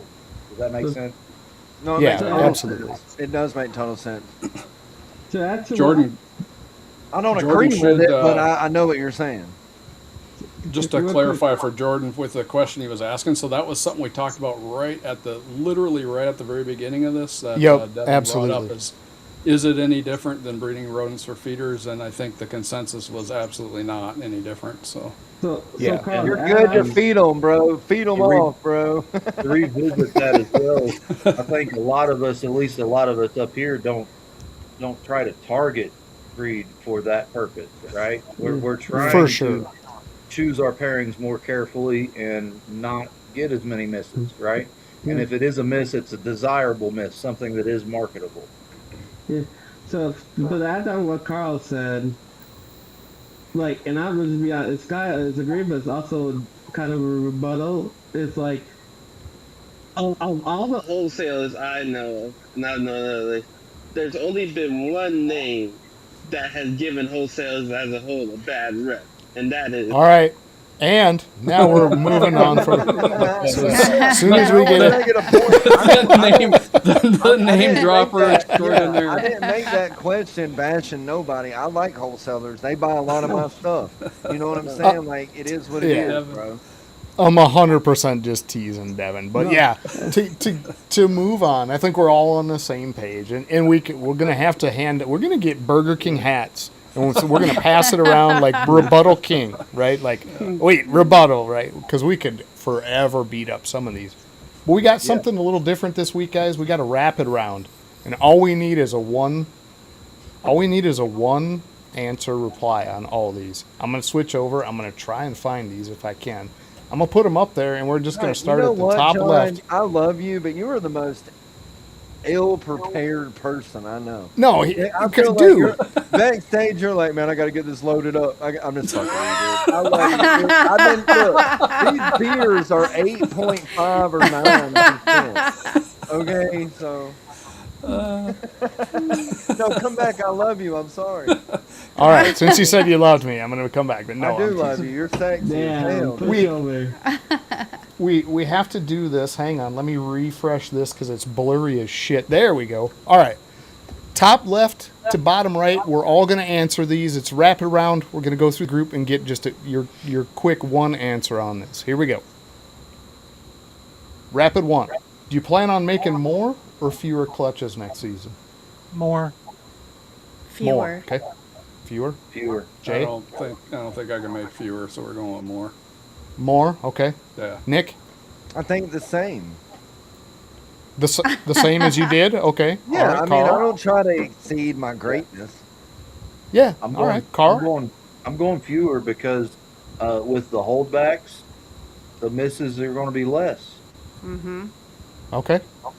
Perfect. I mean, it's that simple. That is my plan.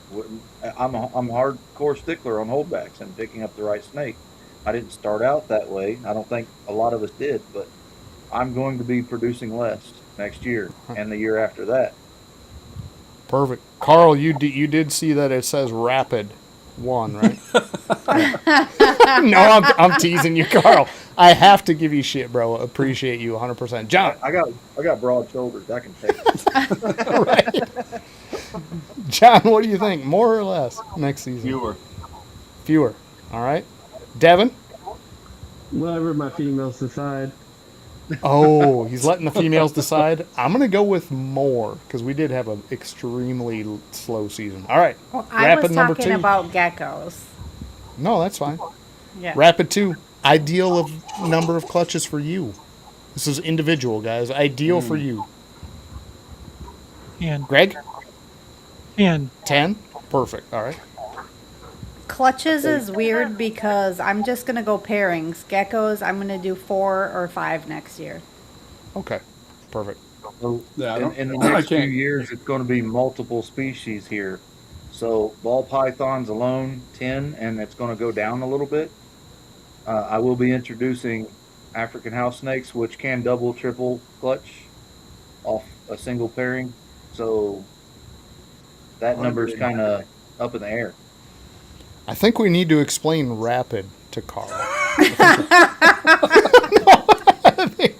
It's because he hasn't been drinking water the whole time to shoot. No, I'm just shitting. Jay, what's your ideal number? I can't give a number, so it literally changes from season to season, and it's all based on pairings and projects. So okay, it's gonna so be no different number. every year. Yep. All right, Nick, ideal for you. I like to try to keep it low, about 5. 5. All right, Carl, do you want to throw in a quick one?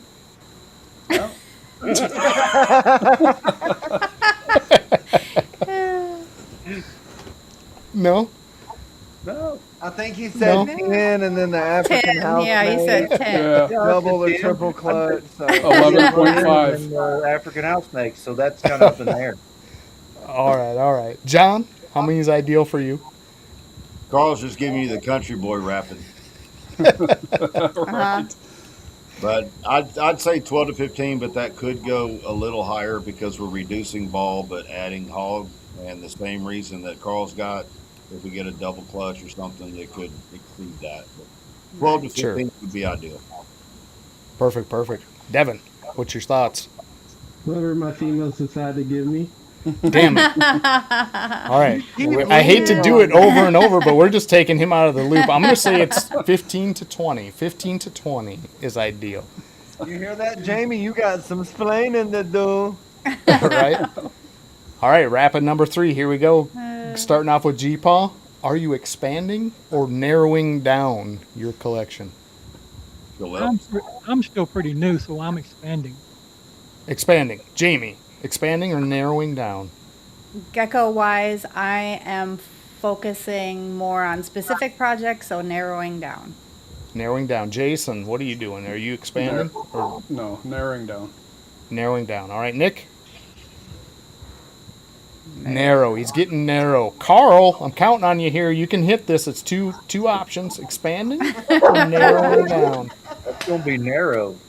Narrow. All right, nice. Yes! Fucking Carl. Way to nail it. John, narrowing or expanding? Expanding the projects based on what we're trying to hit, but narrowing the grand total animal. Yeah. Perfect. Man, you're Perfect. a cop-out, bro. You cop-out on every answer, John. God damn, you're like Devin, bro. You're like Devin. A yes or fucking no answer, bro, basically. And I'm going to go ditto on John because I think it was accurate. Devin. Narrow. Whatever his females give him. Whatever his collections decide. Whatever his females give him. All right, Devin's back out. 70%, I don't care. he's pleading. He's pleading his case, John. He's pleading his case back there. We'll put him back in. All right, what did you say, Devin? No, I ain't gonna say. I said that's a narrow, but I see how it is. He's gonna have a fat king snake. Yeah, he's going to have a fucking All right, and we're going to skip right over Rapid 4 because we beat it to death in the talks already. So we're going to go to 5.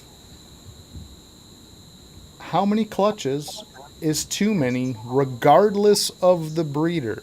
Like, what number are you just going, that is just insane? No, I mean, I think it's fair. Like, just put a number in your mind that it's just too much, period, for one entity.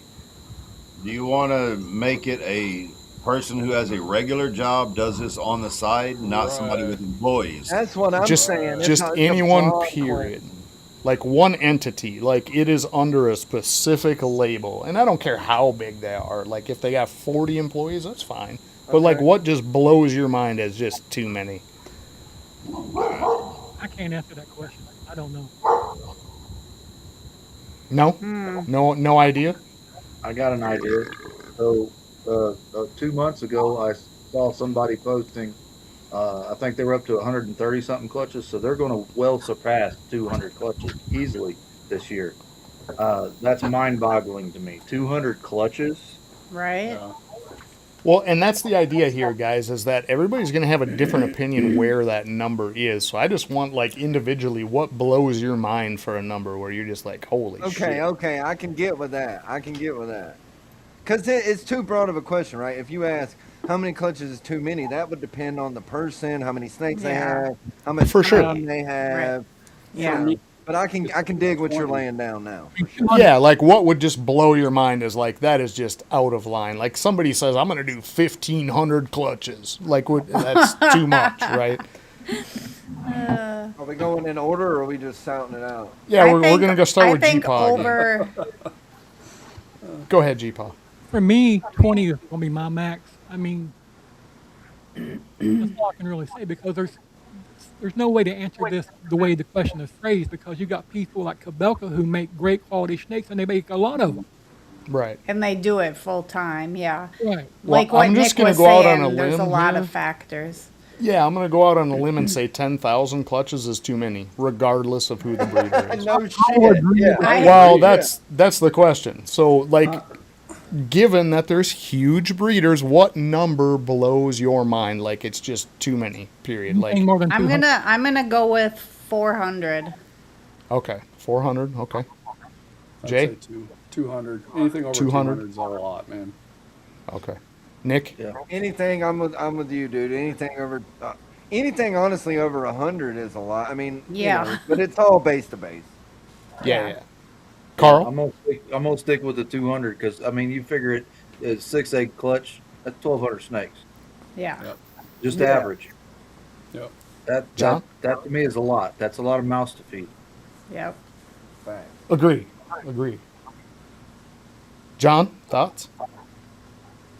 18 kicked our ass last year. We could probably do 20 and manage it, but I don't see how anybody's doing more than 50 if they got a regular job and everything else. Right. I agree with John's you. like 50's insane. With the job, if 20, with the job 20 is insane, bro. It is. Yeah. I agree. That- 100%. 18 was a bitch. Yeah. My answer would be a lot different if it was specified to rules like that. Right, and it's kind of getting at a bigger point. Like, Yeah. at what point has this turned into Yeah. just purely like I'm creating leather at That this question point? goes good. Do you know with what I the mean? Like, Overproducing, though. That's a good It does. question. Yeah. so I agree. I think 200 is like the cap where my mind is just like, what are we even doing at that number of animals, right? So, Devin's going Right. to say one more than his girls give him. I mean, look at the common comments. A lot of people during COVID. Oh, I want to make 100 clutches. I do. Right. That's I ain't never gonna try that shit. no thanks. I ain't So I never think- said that shit.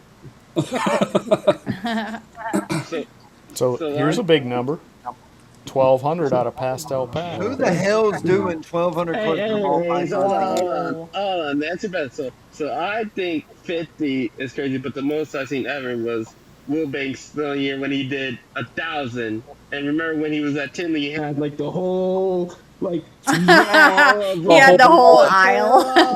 wow, this is like wow, you have so many ball pythons. Wow.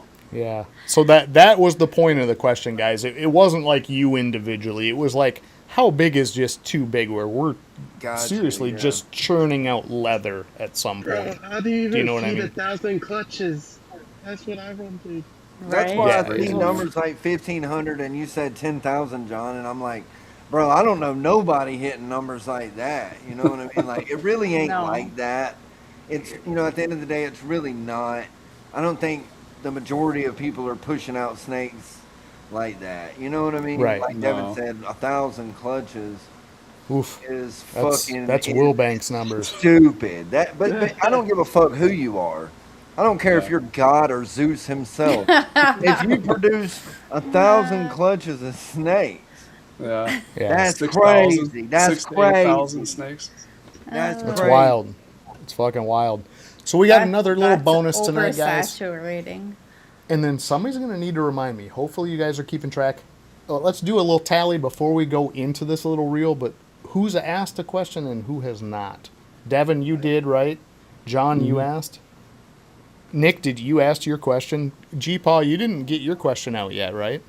Jason, you asked yours. It was a beer question. And Carl. So we got G-Paw and Carl left? Yep. Okay. Perfect. So we're going to hit those right after this, guys. But Leave the big Jared guy over- out. Man, that's kind of discrimination. Right. I mean, I'm So bigger Jared- than most people, so like I don't know.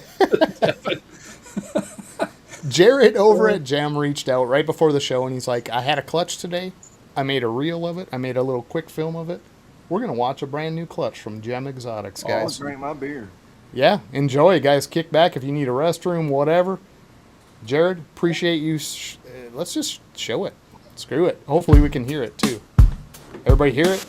Oh, cute. That was cool. From a male Cypress Krypton Pet Ultramel A little that low. last year possibly produced hypo. I can hear Maybe it. that's because I turned my shit down so low. That's a badass snake right there. Look at that head. Parthenogenic.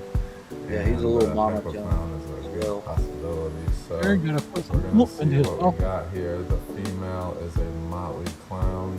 Double If I'd known this was coming up, I would have smoked during this. So let's Bro, go I'm about to ahead roll a joint. and What are you talking about? see Well, that's why what's my inside camera these kept going off. I didn't want to puff it on camera. You ain't smoking. If you're smoking, you were gonna smoke with me this fucking August. No, different products. Let's go ahead and show On you my all ass. I got THCA. It's legal. to use these.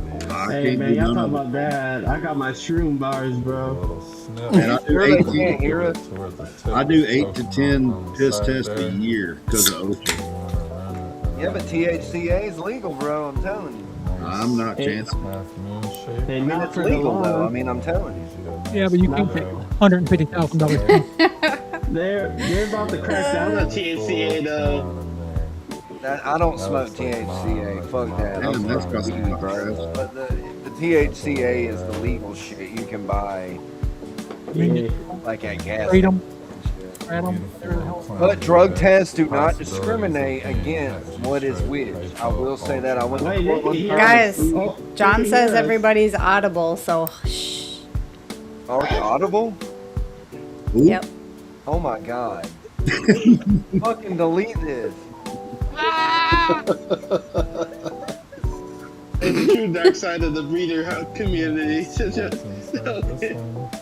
Welcome to the dark side of the moon.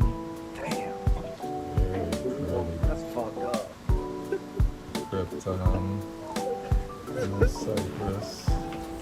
So anyways, I was at this bar, and this girl walked up. I swear it was a girl. Looked just like a dude. I'm sorry. I'm sorry. I swear to God, they couldn't hear me. Cypress clown. Real good looking for I read and grabbed a hold of her. Hypo, but That was God. That was not me. ooh, there's a nice, beautiful Cypress Krypton. Man, I just told everyone about my. There's a Man. nice dark, beautiful contrast on that snake, just like that. A&D said, Mom said chill. Really pretty, That's but an- they're that's all a badass possibly snake, purple, honestly. so I like that. Awesome I like genetics in a lot of these. Alright, so let's go ahead. Everybody in the chat is dead. I'm so sorry. I think you poor killed the Sam. entire I'm so chat. sorry. Look, I did not mean to do that. And whosever video this is, I am apologizing formally right Bro, now. they're about to be demonetized, bro. No. we gotta get rid of the whole live. It's At cooked. least they couldn't see me. Ooh, look They'll at never that. know Everybody I it was know you. that's not I already cool saw that's not that watching this. So just open it up a little bit better so it can get out the egg. Wait, can y'all not see the video? This next egg here in the middle is the biggest No, the egg. Candice We're gonna Says go their ahead, video we're supposed to be watching. open it up a little bit. No, I've got it on my phone over here. It's up. Okay. I'm gonna mute now. Me too. It's too late for that, Nick. Just own it. Morph just went viral, says Al. That is a beautiful Hey, clown. by the way, guys, they can hear you. Listen to Mom. Thank you, Lace. We realized that after we said all kind of shit we shouldn't have said. Thank you for that. Coloration and cleanliness. We've crossed that bridge. Babies that hatch early on.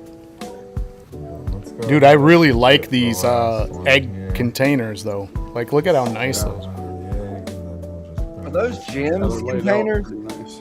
Is that Yeah, gems? Gem. Yep. It's Oh, Jared. okay, fuck. I should have realized with the fancy ass scissors that say Gem Exotics. I'm an idiot.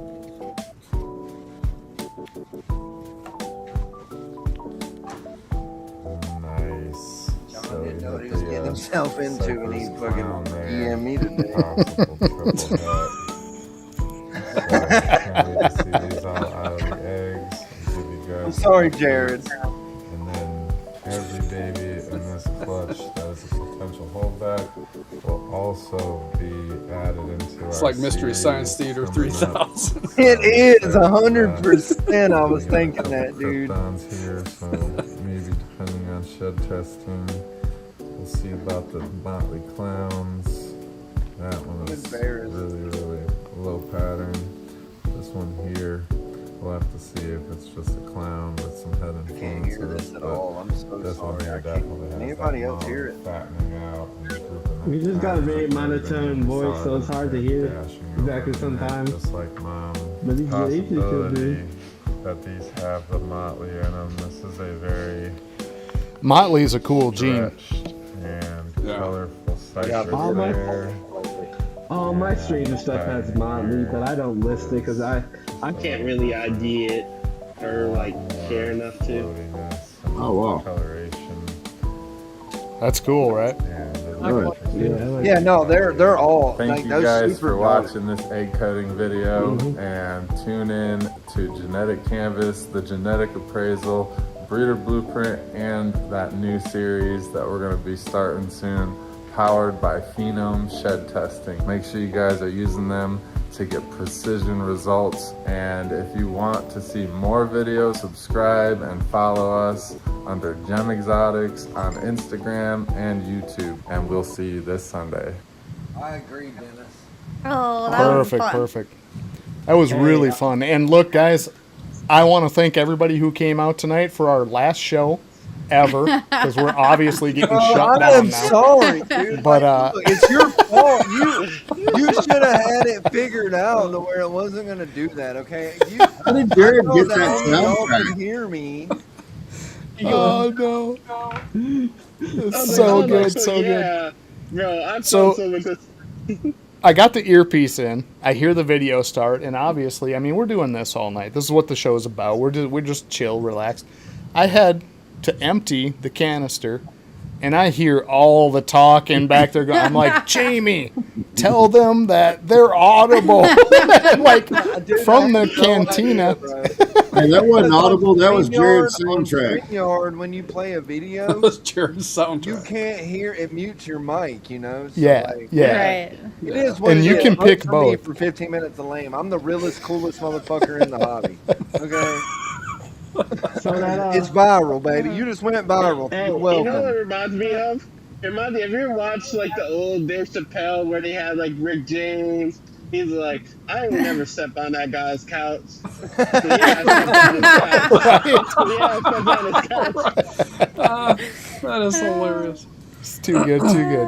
I love So, it. Jared, thank you, sir. I'm sorry that turned into what it did, but I think it was fantastic either way. And we got to see some amazing animals, dude. I really do like that in clown, and I think that going forward, I think Motley is going to be one of those that kind of recrops up because of the things it does in those combos that are popular now. So, appreciate you, Jared. Thank you for sending it over. Sorry it turned into what it was because of my lack of ability to inform Nick of what was about to happen. But I think we had fun with it either way. I So It blame was not Mitzi. fun for me. I'm gonna catch hell for this. you'll be fine. You'll be fine. All right, back to the format, which puts GPA center stage. You got a question for all of us, and we only got 2 left, and we're wrapping it up, man. We're about to get out of here. We're talking about overproducing and taking that into the assumption that we are. What changes could help create a healthier, more sustainable breeding industry? I'm so Okay. sorry. Can someone reiterate that question? Because I didn't hear him at all. I would really do apologize. What changes could help create a healthier, more sustainable breeding industry?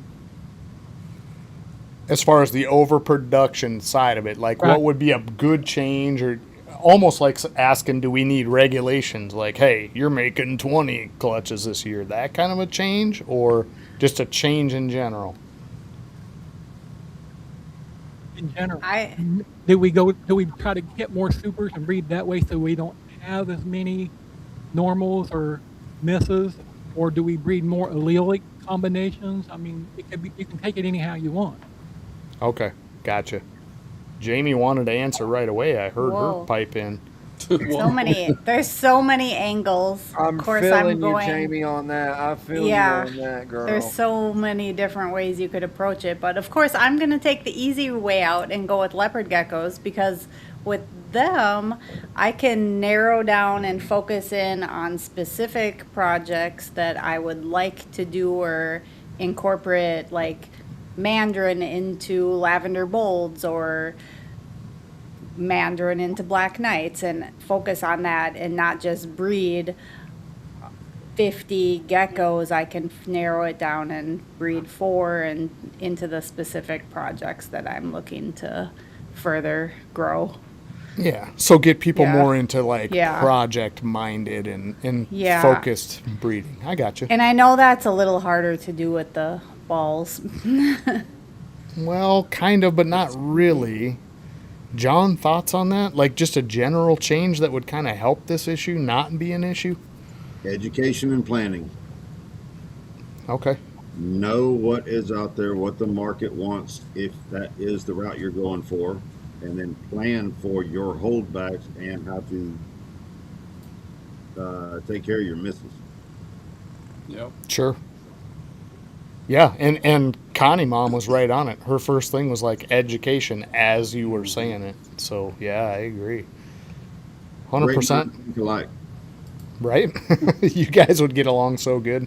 There'd be so much, I don't know what to even call it at the lakeshore. It'd be hilarious. Yeah. That'll happen at some point. Jason. Yeah, I say we ban wholesalers. No. I think GPAW kind of hinted towards it. That we do more supers, and that's something that I strive for with projects that I'm doing where we've got dominance that I need. I just had a clutch, small clutch, but the whole point of that clutch was to try to get male super, so that when I get to the point where I know exactly what I'm getting when I pair them up, right? And it goes back to what John just said too, the education and planning, because it's literally something I look at some of our projects. I'm like, 2 years ago we could have just bought the snake, been done, not produced the 20 that we produced to get to that point. So, Yep. smart purchasing helps. Or smart Education, education and planning, like John said. Perfect. Nick, what are your thoughts? I'm not gonna lie, dude. I'm gonna need you to say the question again. I'm really confused. You're talking about education and all kind of stuff, and I don't understand the question. So what general changes could happen in the industry to kind of avoid the question we have tonight of overproduction? Like what could you see going in a positive direction to kind of eliminate? I got you. I apologize. Okay, I get you. I think if people just concentrated on I think it goes back to the rapid fire question. I think if people would just narrow down their projects instead of overproducing, back to the topic at hand, I'm sorry, but back to the topic at hand, overproducing snakes to get that one snake, I think that would help if you narrowed down your clutches instead of having these astronomical number of clutches. I think that would help. So For sure. like getting a visual to a het and a visual to a het, so you increase your odds to reduce the byproduct. Sure. Yeah, sure. I can agree with that. I can get down with that. Can you blow me up so I can help Nick for just a second? Yep. Oh, for sure. Nick, I haven't been drinking with you, buddy, but I'm going to take this gummy now and get on your So yeah, I have an answer tonight, and I got a co-host here with me, also Griff. But I'm going to answer for Devin, and I'm going to say I'm going to let our females decide what could be best for the future of the industry going forward. Devin, your thoughts on that? I got two things. First off, get a king snake. Second thing, stop being a sheep and following every single trend that you're told is the next big thing every year, and pivoting off your plans just to follow a trend that will only last a year at best. Okay. Stop trend chasing. That's a great one. Mm-hmm. Carl? Okay. It's So I kind of agree with what G Paul said. Hit your supers. Make sure you're pairing visual to visual, or visual, and a way that I like to approach it, if you can't afford double visual, is you have visual het and you have opposite visual het. Yeah. So you're crossing. You're always getting 100% heads. Yep. Yeah. You're always getting 100% hits, so that next time you breed the hatchlings, 100%. Or if you decide to sell the hatchlings, or there's a market for that project in specific, it'll be an easier sell because it's verified. You don't have to shed test. Here's the pairing. Here's a picture of the adults if you want it. You know what I mean? 100%. It's about time savings as well. Yeah. Yeah, and that falls under that whole umbrella that John and Connie Mom talked about. It's just like education and planning. Like if you're really thinking about it, that kind of falls right into place, right? So, Yeah. So great question. So like what he said, I got a clutch right now that's due to cut September. It's hypo clown het pied to my reduced line of stranger triple het hypo clown pied. So at the very minimum, everything's gonna be double het hypo clown, 66% het pied. At the very best, we can hit some hypo clown pieds. So maybe one. Got 7 eggs. So, yeah, I mean, King Snake's gonna fingers starve crossed. to death. King Snake gets sick. King Snake gets it. All right, we're going to wrap it up tonight, guys, with one coming back from the big man, Carl. You're going to send us off for the week in the Crucible episode with this question. So this goes to everybody. We run a spin. Anybody that's still in here wants in on the spin, we're going to run that in a few minutes. But what do you got, Carl? Okay, I got a kind of a weird one, right? So this can either prove or disprove my stance, this question here. So if every breeder, say, I assume we're talking about United States market when we're overproducing, not overproducing, right? If every breeder in the United States stopped pairing for one season, what would that do to the market? Would it recover from that? Or would it not? What If they all effect have would my that odds, have? it would take 3 years to have an effect because all I get is females. That's what I'm saying. If everybody stopped pairing, and I'm not talking about project advancement, I'm talking about would the market still have anything left to sell at the end of the year? Yeah. Would there be a starving market because nobody's producing? I think the market will take a hit, man, for sure. Yeah. Great question. If That's a everybody good just quit for a question. year, G-Pa, Yeah. what do you think? What would happen? What would it look like? Planet of the Apes? Are we looking at a Statue of Liberty head buried in the beach? Or what's going on? Normandy. Oh, Normandy. I would say that it would affect the market greatly, and I think it would adjust prices some. Okay. You think it would be a positive thing if everybody just quit for a year and just did not pair? I don't know if it's positive or not, but I think it may bring prices up. Okay. Yeah, I agree. For those who are trying to do it to make a living, for sure. Okay. Gotcha. Jamie, thoughts? You're muted. I'm sorry. I honestly have no idea. No clue. All right, John. I think it would decrease. It's going to decrease the numbers, of course. So the scarcity is going to drive the price up, but it will create a market for adults where people have been holding on to them, don't use them, Yeah. nothing else is out there. So now they're going to sell those at a premium. For sure. Okay. Nick, what you think? Answer. I'm going to cop out like everybody else on the Oh, here he goes, copping out. Yeah, I'm going to cop out like everybody else. That's the trend tonight. I'm going to say it goes both ways. Personally, for me, I had some stuff happen, and it was good in life, it was good to take a step back for a year. I took a step back for a couple years, honestly, and it was awesome for me, bro. And it helped me narrow down stuff. But I think as far as in the market, I don't think it'd make an impact, honestly. I mean, I don't think it would really make an impact because you still have all these other people overproducing. Back to the topic. Mic drop. I think the question is if everyone took the year off. If everyone did it, I think it would be bad for the hobby. Honestly, I mean, because you have those people, you don't have those new things coming out that get people interested in it, and I hate to say it, I don't want people to be about the money. I'm not about the money. That's why I breed lower quality animals. I don't want to say shit snakes, but lower quality animals, that most people that are breeders are not buying pet quality, right? Let's just say pet quality. So I don't know, man. That's a hard question, right? I don't think it would really affect anything per se. I think it might affect the breeders.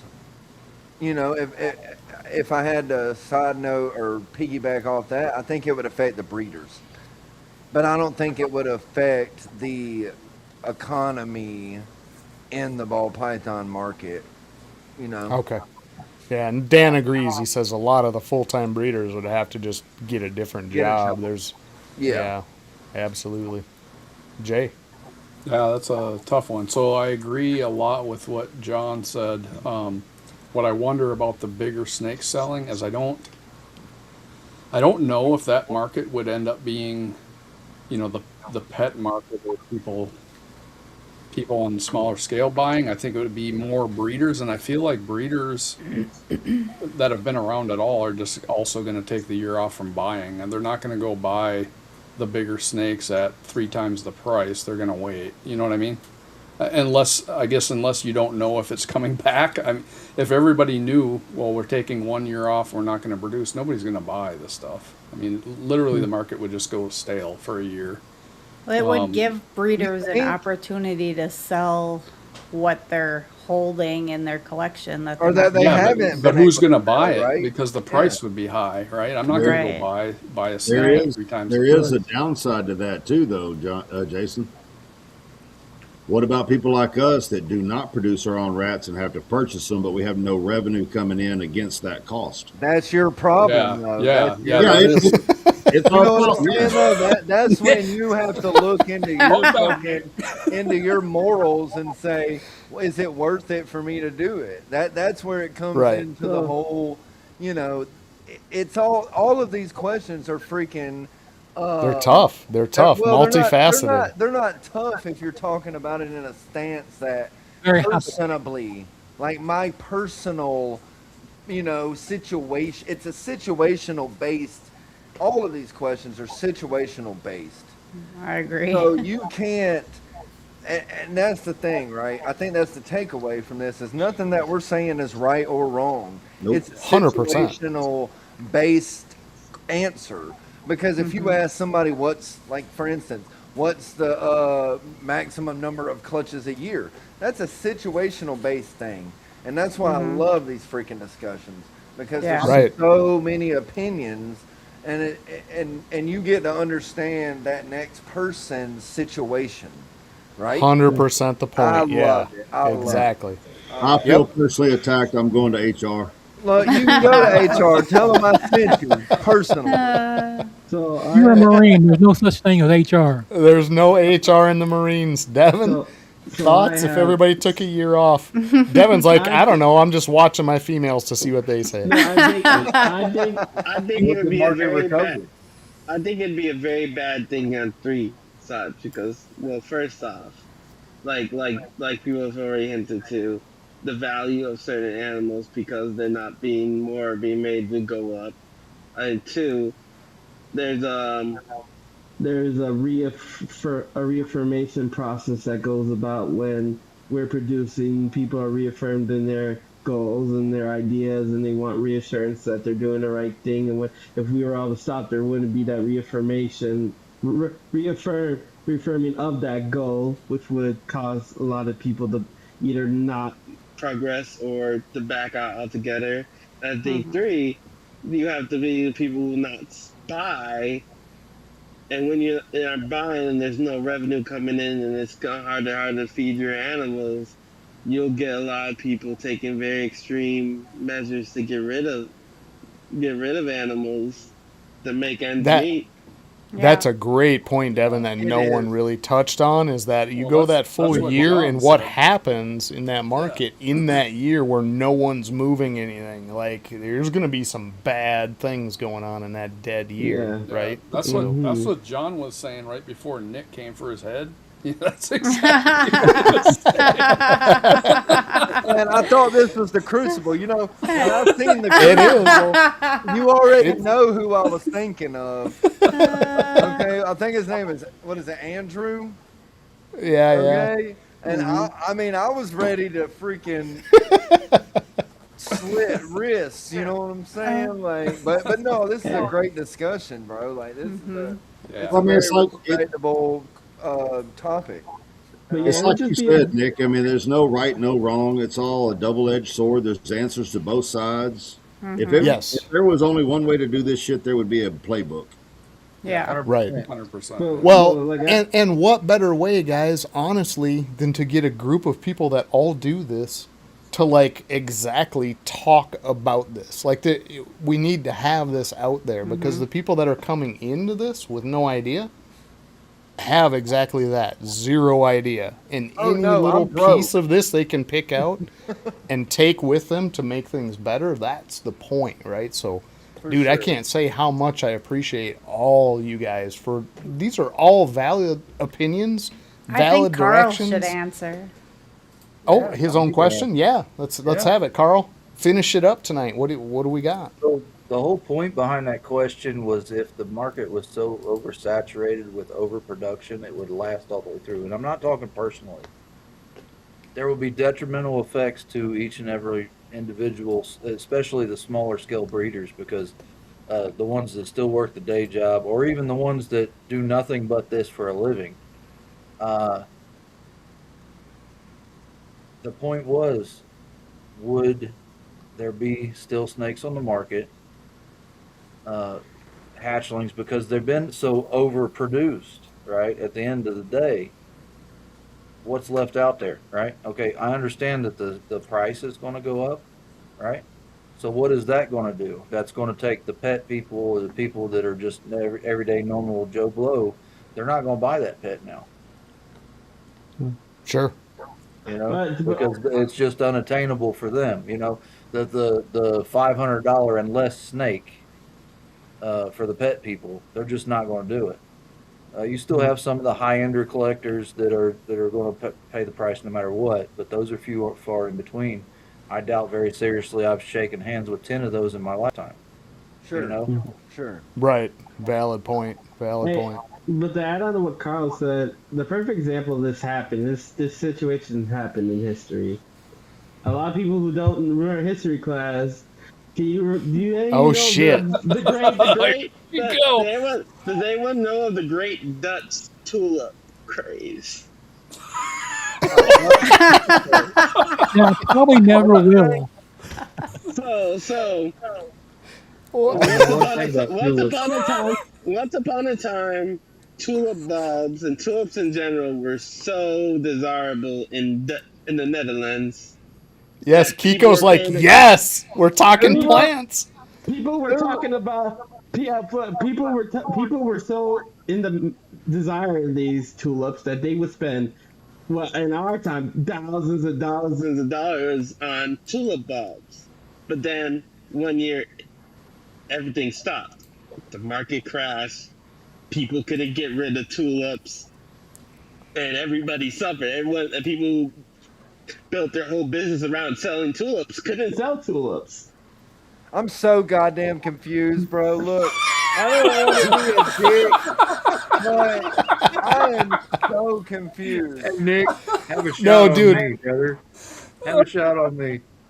So shout out to Kiko. He's like, yes, I remember the tulip craze, because Kiko's a plant my guy. whole life was ruined from the tulip deposit. Yes, dude. So worry good. about it. Devastation But under it- tulips.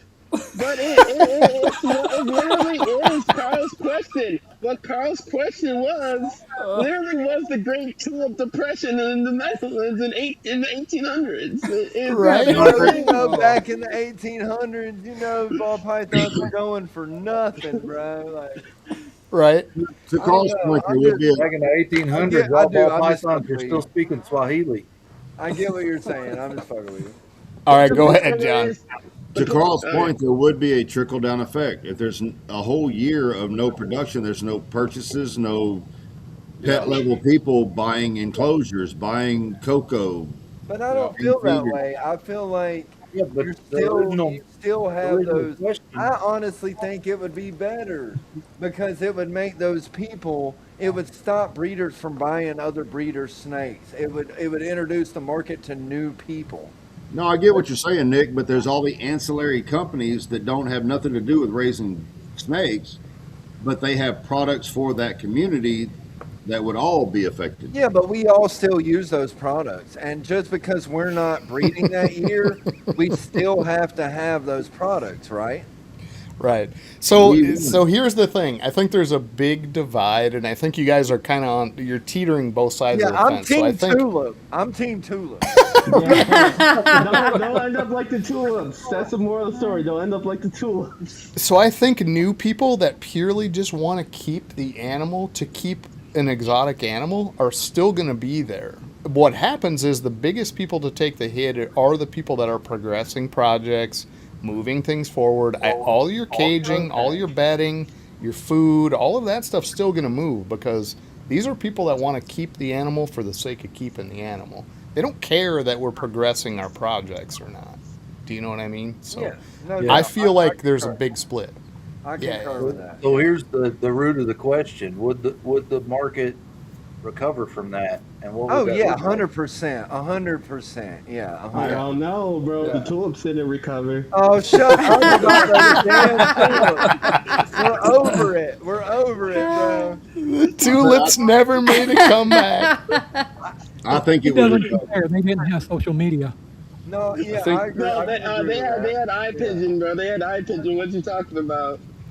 So in hindsight, really, like they should have went from the Redskins instead of going to the Commanders. It should have been the Washington Tulips and have some spirit You're so stupid. and force behind You're this. so stupid. You know what I mean? All right, guys, we do have a giveaway to do. We're going to do it tonight. We still got a pretty full house, and thank you guys for spurring that on with great conversation tonight. It's going to be pretty easy tonight, guys. We're going to put this out there for you. All you got to do is type in there clutches. Kind of hits on there, clutches. Hashtag clutches in the comments if you want in. I think John at Mission said he was giving away his breeder Xanthic clown female. Is it? Yeah, hey, what kind of? No, he's not. He is not doing that. Now we're gonna give away another 10 Forge coin, guys. We will start getting sponsors in on this to bump it up, but we're giving away a lot of coin every month. It adds up to quite a bit of money every month. So I think I need to buy Forge coin. I don't have any. I don't Right. have any Forge well, coin. jump in there, Carl. I don't You're ever open even to jump get in. asked to come on Hey, the put me show. in, coach. Put me in. Hey, yo, shout out to Aurora's hashtag, by the way. Yeah, remember the tulips. Remember How are the y'all tulips. doing Yes. this? How are y'all doing this awesome looking, like, These are screen people that are show? entering. They're You're not entering right pretty, now. Nick. That's I'm so not- awesome looking. Like, I wish StreamYard did that. StreamYard, you need to up your game, dude. But like, so, John, the point I was trying to make, though, in the serious sense is when a market crashes, it's very hard for a market to recover from a crash of the scale that Carl was theorizing. Yeah. Well, Well, and Jake's- let's be honest, the flower market is extremely sensitive. So Yeah, they're a bunch take of it. liberals. They probably live in California and shit. Man, all It the would take liberals a are Send me your full year to address, even Devin. I'll impact. send you some tulips. I mean, we've already crossed the threshold. We might as well just go. I mean, you know, like, we might as well. Man, all of us liberals are sitting on my sensitive. organ over here in the corner. dude, we got a lot of names in here tonight, guys. This is gonna be a fun one. It's Yeah, gonna I be a fun like one. giveaways. I do. I'm excited. I had no idea. Look, John hit me up and was like, "You want to come on the show?" And I was like, "I don't know, but yeah, let's do it." At last minute. I didn't know anything about any of this, Hey, I ain't in there. but You me got and to hang out John with knew me we that would be night, drinking Nick. beer. This is the What are we going first for time here, you've hung John? out with me since sipping 3 hour, 20-minute episode. Hey, if Yep. you missed it, go to 666 Serpents plug on YouTube plug and catch that episode of Sipping with Serpents every Saturday night at Yes. 8:30 Eastern Standard Time p.m. and catch the RWO show for life plug on the RWO broadcast channel on YouTube. And then I'll also Perfect. throw in there, go back and watch my episode. Maybe you guys will truly understand the hashtag bitches love endless shrimp. They love it. $6.99, Nice. all you can eat. I should have wore that shirt. Hey, all I gotta say is, bro, Mitzi's a freaking menace, bro.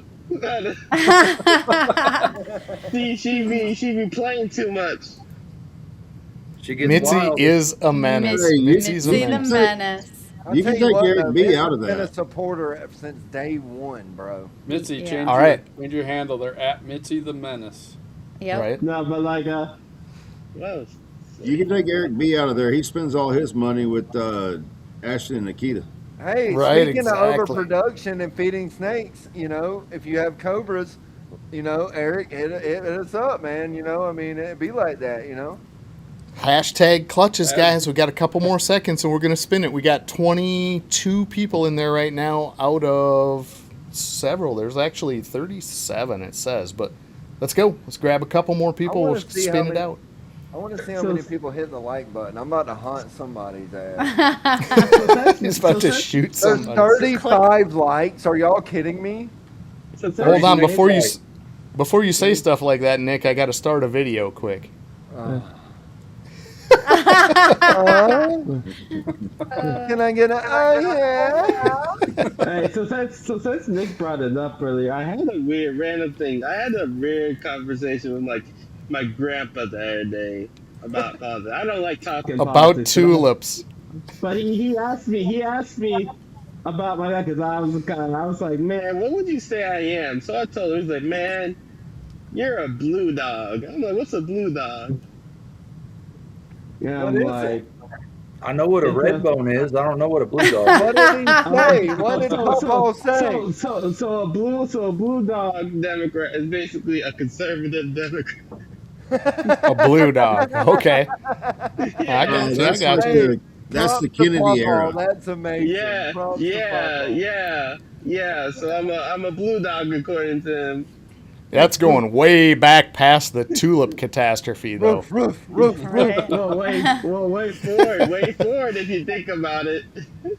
All right, guys, here we go. Born. Good luck to everybody that hashtagged clutches out there. Again, it's another $10 Forge coin, guys, but there's almost 2K in that Forge coin pot, so we need to be Dude, that's spending this awesome. stuff. All right, here we go. Oh, I hope it lands on me. I don't have any Forge coin. Come on, universe. Me neither. I need to give me a more forged hat or something. Oh, come on, universe. Come on, universe. Screw these other people. God. I'm just waiting All for right. the day. I'm just waiting for the day I have like Somebody else a. than John Screeches. Yeah. I'm just waiting for the day that I have like a snake for 10,000. Listen to Morph Market, and someone messaged me like, "Yeah, I got $10,000 of Morph coin, Forge coin." right. Yeah. Well, it's getting up there, guys. So, as a reminder, as we close it out, we are going to go around and do everybody's shout outs before we get the hell out of here. But if you got Forge Coin, guys, it's almost 2K in Forge Coin. That means there's a lot of shirts, there's a lot of hats, there's a lot of down payments on animals sitting out there in people's Forge Coin. If you have questions, maybe you don't know how much you got, DM us. We can look it up. We tell you exactly to the dollar what you got out there. But all you got to do is reach out and go, hey, I want a Prophecy t-shirt. I want a Morph Forge hat. I want a John at Mission Morphs. Let's just call it we're going to give him a fanny pack because he probably has like really good fanny. No, I'm teasing John. And Hey, I love fanny packs. No, what are you trying to say? Fanny packs are awesome. Hey, all I gotta ask, if you start making shirts with my logo, right under my logo, you guys say, "Remember the tulips." Right, exactly. Hashtag tulips forever for life. Uh-huh. But spend it, guys. It's out there. It's free cash. It's cash sitting in your wallet that you could spend with a ton of great people. So please use it. It helps us out, keeps the book straight. And honestly, it's only good for a year. So that is posted. If you're wondering, hey, I got it 8 months ago. Is it running out? Ask us, because it will run out in a year. It expires. So let us know.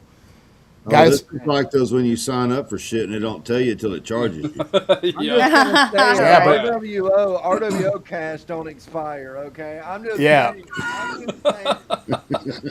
Ours expires because it comes out of our wallet. No, like, I don't eat bologna sandwiches next week if someone doesn't buy a hat. So buy a damn hat. But we're going to start it off, guys. We're going to get the hell out of here. We've been really long. We're already long. It's been a great show, by the way. Thank you all. But Devin, shout-outs. Everybody go around the room. Devin, what do you got to say to get the heck out of here? Shout out to Mitzi. She be saying The craziest things to me whenever I'm out live, but like she's the most supportive person in this hobby, man. Love her to death, man.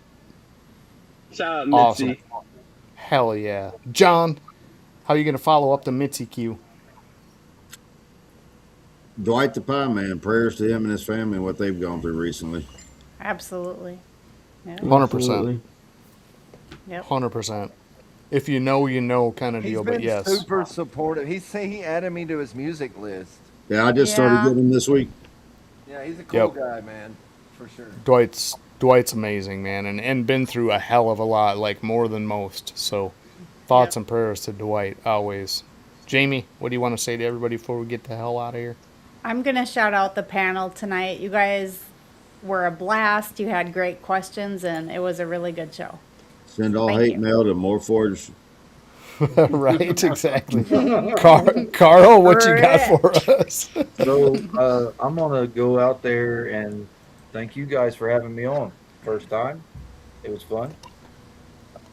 I look forward to doing it again. Oh, yeah. Also, I'd like to thank both your supporters and our supporters for sure for showing up in the comments every week. It's big, even if it doesn't pay the bills, right? It's big in my mind and my heart to have the support and have the honest conversations and the fun that we have every week. So the Mitzies and all the other people that show up in the comments and wear it out every week, I want to thank them especially, because this is why we do it. So we can hang out and talk to cool people and enjoy our friends and share a passion that we all have. 100%, Carl. Awesome epic, dude. Appreciate it. Nick, what you got, man? Well, I done plugged everything. I just want to give a shout out to the Forge fam for having me on, man, and all of the panel. Y'all are kick ass. Jake, I need to get you on the Sippin' Show, okay? So you hit me up in the DMs. I don't want John. I've already had him. Jamie, you're beautiful. You're beautiful as always, girl. Keep it up. You're doing great. You look fabulous. G-Paul, don't get it. If you get any older, I tell you, son of a bitch. Carl, you need to come back on the Sippin' Show and drink with me. I love you. John at Mission, you already know, bro. I can't wait for Daytona. And Prophecy, we might not always agree, but I love having discussions with you. I think you're a really awesome guy when it comes down to it, and I appreciate the discussion tonight, y'all. Hey, you left out THCA. Yeah, well, we're not gonna look. We're gonna forget that ever happened, okay? Mob style. Hey, he's not bad, Carl. That was the soundtrack to Jim. Bro, I'm sorry. Exactly. Of course, if y'all are monetized, I'll give you my monetization for the month. No, it's all good. It's all good. G-Paw. Send us out, G-Paw. What you got? Dang. Is it time for the buffet I was promised now? Yeah, Carl has endless shrimp. That's right. All you can eat, only $6.99. I'm on a diet. Okay. No, it's more healthy. Again, thank the Morph family, everyone on the panel. You're always great and awesome. go forward tomorrow, be positive in someone's life, and be that change to make things better. Nice, G-Paw. Appreciate that, man. Jason, what you got? Yeah, I also want to thank the panel. This show was an absolute blast. And all joking aside, really good conversation, which I think people can hopefully get something out of it. So that, and as always, huge shout out to the chat. We had a lot of people in here, stayed right to the end, so really appreciate you as we do every week. Thanks, guys. 100%. I'm going to echo all of that, guys. And there's only 2 more days before we have a weekend, too, right? You know, we got Thursday, we got Friday, and we got a weekend right ahead of us. Everybody out there, take one thing away. I know I've said this multiple weeks in a row, but I love this. You're not a drop in the ocean. You are the ocean in a drop. So take that with you. Fuck, John. 15 minutes of lane, vote 666 Serpent. That's an amazing saying. You got to roll that around in your brain a little bit and think it over. But that is an excellent way to view things going forward, and ways we could probably avoid topics like tonight and thinking about tulips in our past, right? So Hey, we got it, guys. Wrapping up. And like G-Paw said, 50 minutes of lame, 666 Serpents, I'm going to win. Drew, you 15 know? minutes lane. Let's get the hell out of here, guys. Appreciate everybody. Appreciate all you guys. 100%. Thanks. Peace out.